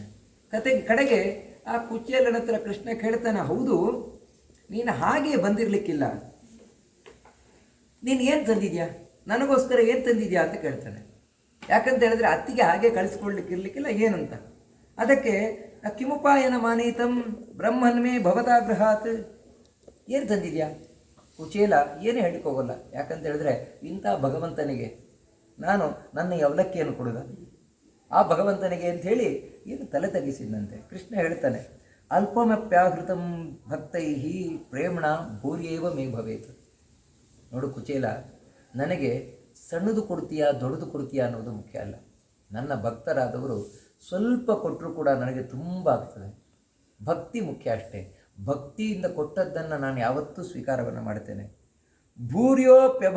ಭೂರ್ಯೋಪಿ ಅಭಕ್ತ್ಯೋಪಹೃತಂ ನಮೇ ತೋಷಾಯ ಕಲ್ಪತೆ. ಯಾರು ನನ್ನ ಭಕ್ತರಲ್ಲದವರು ಎಷ್ಟೇ ಪಂಚಭಕ್ಷ ಪರವಾನ್ನವನ್ನು ಕೊಟ್ಟರೂ ಕೂಡ ಕಣ್ಣೆತ್ತಿಯೂ ನೋಡುವುದಿಲ್ಲ ನಾನು. ಯಾವ ರೀತಿ ದುರ್ಯೋಧನಾದಿಗಳ ಆತಿಥ್ಯವನ್ನು ಸ್ವೀಕಾರ ಮಾಡಿದ, ಅದನ್ನು ತಿರಸ್ಕಾರ ಮಾಡಿದಾಗೆ, ನಾನು ನಮ್ಮ ಊರಿಗೆ ಬಂದವನು, ನನ್ನ ಆತಿಥ್ಯ ಸ್ವೀಕಾರ ಮಾಡಬೇಕು, ಮಾಡಲ್ಲ ಅಂತ ಹೇಳಿದ. ಯಾಕಂತ ಹೇಳಿದ್ರೆ ನನಗೆ ಹಸಿವಾಗಿಲ್ಲ, ನೀನು ನನಗೆ ಆಪ್ತನೂ ಅಲ್ಲ, ನಾನು ಸ್ವೀಕಾರ ಮಾಡೋಲ್ಲ. ಯಾಕಂದರೆ ಭಕ್ತಿ ಇಲ್ಲದಿದ್ದರೆ ಭಗವಂತ ಮುಲಾಜಿಲ್ಲದೆ ಸ್ವೀಕಾರ ಮಾಡೋದಿಲ್ಲ. ಭಕ್ತಿ ಇದ್ದರೆ ಸ್ವಲ್ಪವೂ ಹೆಚ್ಚಾಗ್ತದೆ. ಪತ್ರಂ ಪುಷ್ಪಂ ಫಲಂ ತೋಯಂ ಯೋಮೇ ಭಕ್ತಿಯ ಪ್ರಯಚ್ಛತಿ ತದಹಂ ಭಕ್ತ್ಯುಪಹೃತಂ ಅಷ್ಟಾಮಿ ಪ್ರಿಯತಾತ್ಮನಃ. ನಾನು ಅದನ್ನು ಖುಷಿಯಿಂದ ಸ್ವೀಕಾರ ಮಾಡ್ತೇನೆ. ಕೊಡು, ಏನು ತಂದಿದ್ಯಾ? ಕುಚೇಲನಿಗೆ ಆದರೂ ಕೂಡ ಸಂಕೋಚ, ಇಂಥ ಭಗವಂತನಿಗೆ ನಾನೇನು ಕೊಡೋದು ಅಂತ ತಲೆ ತೆಗೆಸಿದ್ದಂತೆ. ಕೂಡಲೇ ಕೃಷ್ಣನೇ ಅವನ ಸೊಂಟಕ್ಕೆ ಕೈ ಹಾಕಿ ಆ ಅವಲಕ್ಕಿಯ ಕಟ್ಟೆ ಏನಿದೆ ಅದನ್ನು ತೆಗೆದಿದ್ದಾನಂತೆ. ತೆಗೆದು ಒಂದು ಮುಷ್ಟಿಯನ್ನು ಬಾಯಿಗೆ ಹಾಕ್ಕೊಂಡಿದ್ದಾನಂತೆ. ಎಷ್ಟು ಚೆನ್ನಾಗಿದೆ ಅಂತ. ಇನ್ನೊಂದು ಮುಷ್ಟಿಯನ್ನು ತಾನು ಕೈಯಲ್ಲಿ ಹಿಡ್ಕೊಂಡಂತೆ. ಕೂಡಲೇ ಪಕ್ಕದಲ್ಲಿದ್ದಂಥ ರುಕ್ಮಿಣಿ ತಡೆದಿದ್ದಾಳಂತೆ. ಸಾಕು, ಇವನಿಗೆ ಸಂಪತ್ತಿಗೆ ಇಷ್ಟು ಬೇಕಾದಷ್ಟು ಸಾಕು ಅಂತ. ನೋಡಿ, ನಿಜವಾಗ್ಲೂ ಕೂಡ ಇದು ಬಹಳ ಮಾರ್ಮಿಕವಾದಂತಹ ಕಥೆ, ಜೀವನದ ಕಥೆ, ನಮ್ಮ ಜೀವನದ ಕಥೆ, ಭಗವಂತನ ಆರಾಧನೆಯ ಕಥೆ, ಭಗವಂತನ ನೈವೇದ್ಯ ಅಂತ ಹೇಳಿದರೆ ಏನು ಅಂತ ತೋರಿಸುವಂತಹ ಕಥೆ. ನೋಡಿ, ಸಾಮಾನ್ಯ ಹೆಣ್ಮಕ್ಳಿಗೆ ಒಂದಿರ್ತದೆ, ಅಯ್ಯೋ ನಮಗೇನು ದೇವರಿಗೆ ಪೂಜೆ ಮಾಡಲಿಕ್ಕಿಲ್ಲ, ಏನು ಮಾಡಲಿಕ್ಕಿಲ್ಲ, ನೈವೇದ್ಯ ಮಾಡಲಿಕ್ಕಿಲ್ಲ ಅಂತ. ನೋಡಿ, ನಿಜವಾಗಿಯೂ ಕೂಡ ಇಲ್ಲಿ ನಾವು ಗಮನಿಸಬೇಕಾದದ್ದು ಏನಂತ ಹೇಳಿದರೆ, ಆ ಕುಚೇಲ ಅವಲಕ್ಕಿ ಮುಟ್ಲಿಕ್ಕೆ ಹೋಗಲಿಲ್ಲ. ಅವನ ಹೆಂಡತಿ ಗಂಟು ಕಟ್ಟಿದ್ಲು, ಗಂಟು ಕಟ್ಟಿ ಸೊಂಟದಲ್ಲಿಟ್ಲು. ಸೀದಾ ತೊಗೊಂಬಂದ, ಪೋಸ್ಟ್ ಮ್ಯಾನ್ ಕೆಲಸ ಮಾಡಿದ. ಇಲ್ಲಿ ಏನು ತಂದಿದ್ಯಾ, ಕೊಡು ಕೊಡು ಅಂತ ಹೇಳಿದಾಗ ತಲೆ ತೆಗೆಸಿದ. ನೋಡಿ, ಕೃಷ್ಣನೇ ಕೈ ಹಾಕಿ ತೆಗೆದ. ಇವನೇನಾದ್ರೂ ಪೋಸ್ಟ್ ಮ್ಯಾನ್ ಕೆಲಸ ಮಾಡಿದ್ದಷ್ಟೇ. ನಂತರ ಕೃಷ್ಣ ತಿಂದ ಅದೇ 4 ಮುಷ್ಟಿ. ಇದನ್ನು ಭಗವಂತನ ನೈವೇದ್ಯದ ಕ್ರಮವನ್ನು ಹೇಳ್ತಾನೆ. ದೇವರಿಗೆ ನೈವೇದ್ಯ ಮಾಡಬೇಕಾದ್ರೆ ಯಾವ ರೀತಿ ಭಗವಂತ ಸ್ವೀಕಾರ ಮಾಡ್ತಾನೆ, ಅದನ ಘ್ರಾಣ ವೀಕ್ಷಣ. ದೇವರು ನಾವೇನು ನೈವೇದ್ಯವನ್ನು ಇಡ್ತೇವೆ ಅದರಲ್ಲಿರುವಂತಹ ಶುಭರಸ, ಅತ್ಯಂತ ಸೂಕ್ಷ್ಮವಾದ ಶುಭರಸವನ್ನು ತಾನು ಬಾಯಿಯ ಮೂಲಕ ಸ್ವೀಕಾರ ಮಾಡ್ತಾನೆ. ಎರಡನೆಯ ರಸ ಅದರಲ್ಲಿದೆ, ಸ್ವಲ್ಪ ಸ್ಥೂಲವಾದದ್ದು. ಅದನ್ನು ಮೂಸಿ ತಾನು ಲಕ್ಷ್ಮಿಗೆ ಕೊಡ್ತಾನಂತೆ, ಶ್ರೀ ಭೂದುರ್ಗೆ ಅವರಿಗೆ ಕೊಡ್ತಾನಂತೆ. ಮೂರನೆಯ ಅಲ್ಲಿ ರಸ ಇದೆ, ಇನ್ನೂ ಸ್ವಲ್ಪ ಸ್ಥೂಲವಾದದ್ದು. ಅದನ್ನು ಕಣ್ಣಿನಿಂದ ನೋಡಿ ಉಳಿದ ಸಮಸ್ತ ದೇವತೆಗಳಿಗೆ ಕೊಡ್ತಾನಂತೆ. 4ನೆಯ ಮುಷ್ಟಿ ಅಥವಾ 4ನೆಯದ್ದು ಅದನ್ನು ತಾನು ನೋಡಿ ಎಲ್ಲ ಭಕ್ತರಿಗೆ ಬಿಡ್ತಾನಂತೆ. ಅದು 4 ರೂಪದಿಂದ ಹೇಳ್ಕೊಂಬರ್ತಾರೆ, ಬೇರೆ ಬೇರೆ ರೂಪದಿಂದ ಭಗವಂತನದ್ದು. ಕಪಿಲ ವಾಸುದೇವದಿಂದ ತಾನು ಸ್ವೀಕಾರ ಮಾಡ್ತಾನೆ, ನರಸಿಂಹನಾಗಿ ನೋಡ್ತಾನೆ ಭಗವಂತ. ಈ ರೀತಿ ಇನ್ನು ಕೂರ್ಮ ರೂಪದಿಂದ, ಇನ್ನು ಕಪಿಲ ರೂಪದಿಂದ ತಾನು ನೋಡಿ ಎಲ್ಲ ದೇವತೆಗಳಿಗೆ ಕೊಡ್ತಾನೆ. ಪರಶುರಾಮ ರೂಪದಿಂದ ನಮಗೆ ಪ್ರಸಾದವನ್ನು ಬಿಡ್ತಾನಂತೆ. ಇದು 4 ವಿಧವಾಗಿ ಭಗವಂತ ಸ್ವೀಕಾರ ಮಾಡುವುದು. ಅದಕ್ಕೆ 4 ಮುಷ್ಟಿ. ಅದರಲ್ಲಿ ಮೊದಲ ಮುಷ್ಟಿಯನ್ನು ತೆಗೆದು ಬಾಯಿಗೆ ಹಾಕ್ಕೊಂಡ, ಯಾಕಂದರೆ ಅದು ಅವನಿಗೆ ನೈವೇದ್ಯ. 2ನೇ ಮುಷ್ಟಿಯಲ್ಲಿ ತಂದ, ಲಕ್ಷ್ಮಿ ತಡೋದ್ಲು, ಯಾಕಂದರೆ ನಂದದು 2ನೇ ಮುಷ್ಟಿ. 3ನೇ ಮುಷ್ಟಿ ಅದು ಎಲ್ಲ ದೇವತೆಗಳಿಗೆ, ಅಂದರೆ ಆ ಕುಚೇಲನ ಪತ್ನಿ ಎಷ್ಟು ತಿಳ್ಕೊಂಡಿದ್ದಾಳೆ ಅಂತ. ನಂತರ ಭಗವಂತ ಆ ಸ್ವೀಕಾರ ಮಾಡಿದ. ಅವತ್ತು ರಾತ್ರಿ ಅಲ್ಲೇ ಕುಚೇಲ ಇದ್ದ. ಮಾರನೇ ದಿನ ಬೆಳಗ್ಗೆ ಹೊರಟು ದಾರಿಯಲ್ಲಿ ಹೋಗಬೇಕಾದ್ರೆ ಕುಚೇಲನಿಗೆ, ಹೌದು ನಾನು ಹೋಗಿದ್ಯಾಕೆ, ಭಗವಂತನ ಹತ್ರ ಕೇಳಲಿಕ್ಕಲ್ವ, ನನಗೆ ಕಷ್ಟ ಇದೆ ಅದನ್ನು ಪರಿಹಾರ ಮಾಡೋದು ಕೇಳಲಿಕ್ಕೆ ಹೊರಟದ್ದಲ್ವ, ನಾನು ಕೇಳಲೇ ಇಲ್ವಲ್ಲ, ದೇವರ ಹತ್ರ ಕೇಳಲೇ ಇಲ್ವಲ್ಲ ಅಂತ ಹೇಳಿ ತಿಳ್ಕೊಳ್ತಾನೆ. ಇಲ್ಲ, ದೇವರು ನನಗೆ ಕೇಳುವ ಬುದ್ಧಿ ಕೊಡಲಿಲ್ಲ ಅಂತ. ಯಾಕಂತ ಹೇಳಿದ್ರೆ ಇವನಿಗೆ ಕೇಳಿದರೆ ದೇವರು ಕೊಡ್ತಾನೆ, ಇವನು ದುಡ್ಡು ಸಿಕ್ಕಿದ್ರೆ ಹಾಳಾಗ್ಬಿಡ್ತಾನೆ, ಅದಕ್ಕೋಸ್ಕರ ದೇವರು ನನಗೆ ಆ ಬುದ್ಧಿ ಕೊಡಲಿಲ್ಲ, ದೇವರು ಒಳ್ಳೆಯದೇ ಮಾಡ್ದ ಅಂತ ಹೇಳಿ ಈ ರೀತಿ ತಾನು ಯೋಚನೆಯನ್ನು ಮಾಡ್ಕೊಂಡು ಬರ್ತಾ ಇದ್ದಾನಂತೆ. ಅಂದರೆ ಎಲ್ಲವೂ ನೋಡಿ, ಭಗವದ್ ಭಕ್ತನಾದವನಿಗೆ ಪ್ರತಿಯೊಂದೂ ಕೂಡ ಒಳ್ಳೆ ರೀತಿಯಿಂದಲೇ ನೆನಪಾಗ್ತದೆ ಹೊರತು ಕೆಟ್ಟ ರೀತಿಯಿಂದ ಯೋಚನೆಯನ್ನು ಮಾಡಲ್ಲ. ಈ ರೀತಿ ಬರ್ತಾ ಇದ್ದಾನಂತೆ. ಅವನ ಪತ್ನಿಗೆ ಎಲ್ಲ ಸಂಪತ್ತು ಬಂದಾಗಿದೆ. ಯಾವಾಗ ಭಗವಂತ ಒಂದು ಮುಷ್ಟಿಯನ್ನು ತೆಗೆದು ಬಾಯಿಗೆ ಹಾಕ್ಕೊಂಡ, ಇಲ್ಲಿ ಅವನಿಗೆ ಎಲ್ಲ ಸಂಪತ್ತು ಬಂದಾಗಿದೆ. ಅವನ ಎಲ್ಲಿವರೆಗೆ ಅಂದರೆ ಅವನ ಮನೆ ಹತ್ರ ಹೋದರೆ ಇವನಿಗೆ ದೊಡ್ಡ ಮನೆ, ಬಂಗಲೆ. ಎಲ್ಲೋ ನಾನು ದಾರಿ ತಪ್ಪಿದ್ದೇನೆ ಏನು ಅಂತ ಇವನು ವಾಪಸ್ ಹೋಗ್ತಾ ಇದ್ದರೆ ವಾದ್ಯ ಘೋಷಗಳೊಂದಿಗೆ ಅವನ ಪತ್ನಿ ಬರ್ತಾ ಇದ್ದಾಳಂತೆ ಇವನನ್ನು ಸ್ವೀಕಾರ ಮಾಡಲಿಕ್ಕೋಸ್ಕರ. ನಮ್ಮದೇ ಮನೆ, ನೀವು ಯಾವಾಗ ಭಗವಂತನದ್ದು ಹೋದ್ರಿ ಆ ಭಗವಂತನ ಅನುಗ್ರಹದಿಂದ ನಮಗೆ ಸಕಲ ಸಂಪತ್ತುಗಳು ಸಿಕ್ಕಿದೆ ಅಂತೇಳಿ. ನೋಡಿ, ಇಲ್ಲಿ ಗಮನಿಸಬೇಕಾದದ್ದು, ಗಂಡನಿಗಿಂತಲೂ ಮೊದಲು ಹೆಂಡತಿಗೆ ಸಂಪತ್ತು ಬಂದಿದೆ. ಯಾಕಂದರೆ ನೈವೇದ್ಯ ಕೊಟ್ಟವಳು ಅವಳಲ್ಲ, ನೈವೇದ್ಯ ಕಳಿಸಿದವಳಲ್ಲ ಅವಳು ಭಗವಂತನಿಗೆ. ಆಮೇಲೆ ಕುಚೇಲನಿಗೆ ಬಂದಿದೆ ಸಂಪತ್ತು. ಕುಚೇಲ ಎಲ್ಲ ಸಂಪತ್ತನ್ನು ಸ್ವೀಕಾರ ಮಾಡಿದ. ಒಂದು ಸಂಕಲ್ಪ ಮಾಡಿದ್ದಂತೆ ಅವತ್ತಿನಿಂದ ಏನಂದರೆ, ಇದೆಲ್ಲ ದೇವರು ಕೊಟ್ಟದ್ದು. ಯಾಕೋಸ್ಕರ ಅಂದರೆ ಭಗವಂತನ ಆರಾಧನೆಗೋಸ್ಕರವೇ ಕೊಟ್ಟದ್ದು, ಹೊರತು ನನಗೋಸ್ಕರ ಅಲ್ಲ. ಅದಕ್ಕೆ ಇವತ್ತಿನಿಂದ ನಾನು ಸಂಕಲ್ಪ ಮಾಡ್ಕೊಂಡು ಕೂರ್ತೇನೆ, ಏನಂದರೆ ಇದೆಲ್ಲವನ್ನು ಭಗವಂತನ ಪೂಜೆಗಾಗಿಯೇ ವಿನಿಯೋಗ ಮಾಡ್ತೇನೆ ಅಂತ ಹೇಳಿ ಅವತ್ತಿನಿಂದ ದಾನ ಧರ್ಮ ಯಜ್ಞ ಯಾಗಗಳಲ್ಲೇ ನಿರತನಾದ ಕುಚೇಲ ಅಂತ ಈ ರೀತಿ ಶುಕಾಚಾರ್ಯರು ಈ ಒಂದು ವಿಷಯವನ್ನು ತಿಳಿಸ್ಕೊಂಡು ಹೋಗ್ತಾರೆ. ಇನ್ನು ಮುಂದೆ ಕೃಷ್ಣನಿಗೆ ಸಂಬಂಧಪಟ್ಟಂತಹ ಇನ್ನು ಕೆಲವು ಕಥೆಗಳನ್ನು ಹೇಳಿ ಆನಂತರ ಕೃಷ್ಣನ ಉಪದೇಶ ಅದೇನಂತ ಮುಂದೆ ತಿಳಿಸ್ಕೊಂಡು ಹೋಗ್ತಾರೆ. ಅದನ್ನು ಮತ್ತೆ 4:15 ಗಂಟೆಗೆ ನೋಡೋಣ ಅಂತ ಹೇಳ್ತಾ ಈ ಉಪನ್ಯಾಸವನ್ನು ಮಧ್ವಾಂತರಗತ ಭಗವಂತನಿಗೆ ಅರ್ಪಣೆ ಮಾಡೋದು ಶ್ರೀಕೃಷ್ಣ ಅರ್ಪಣ.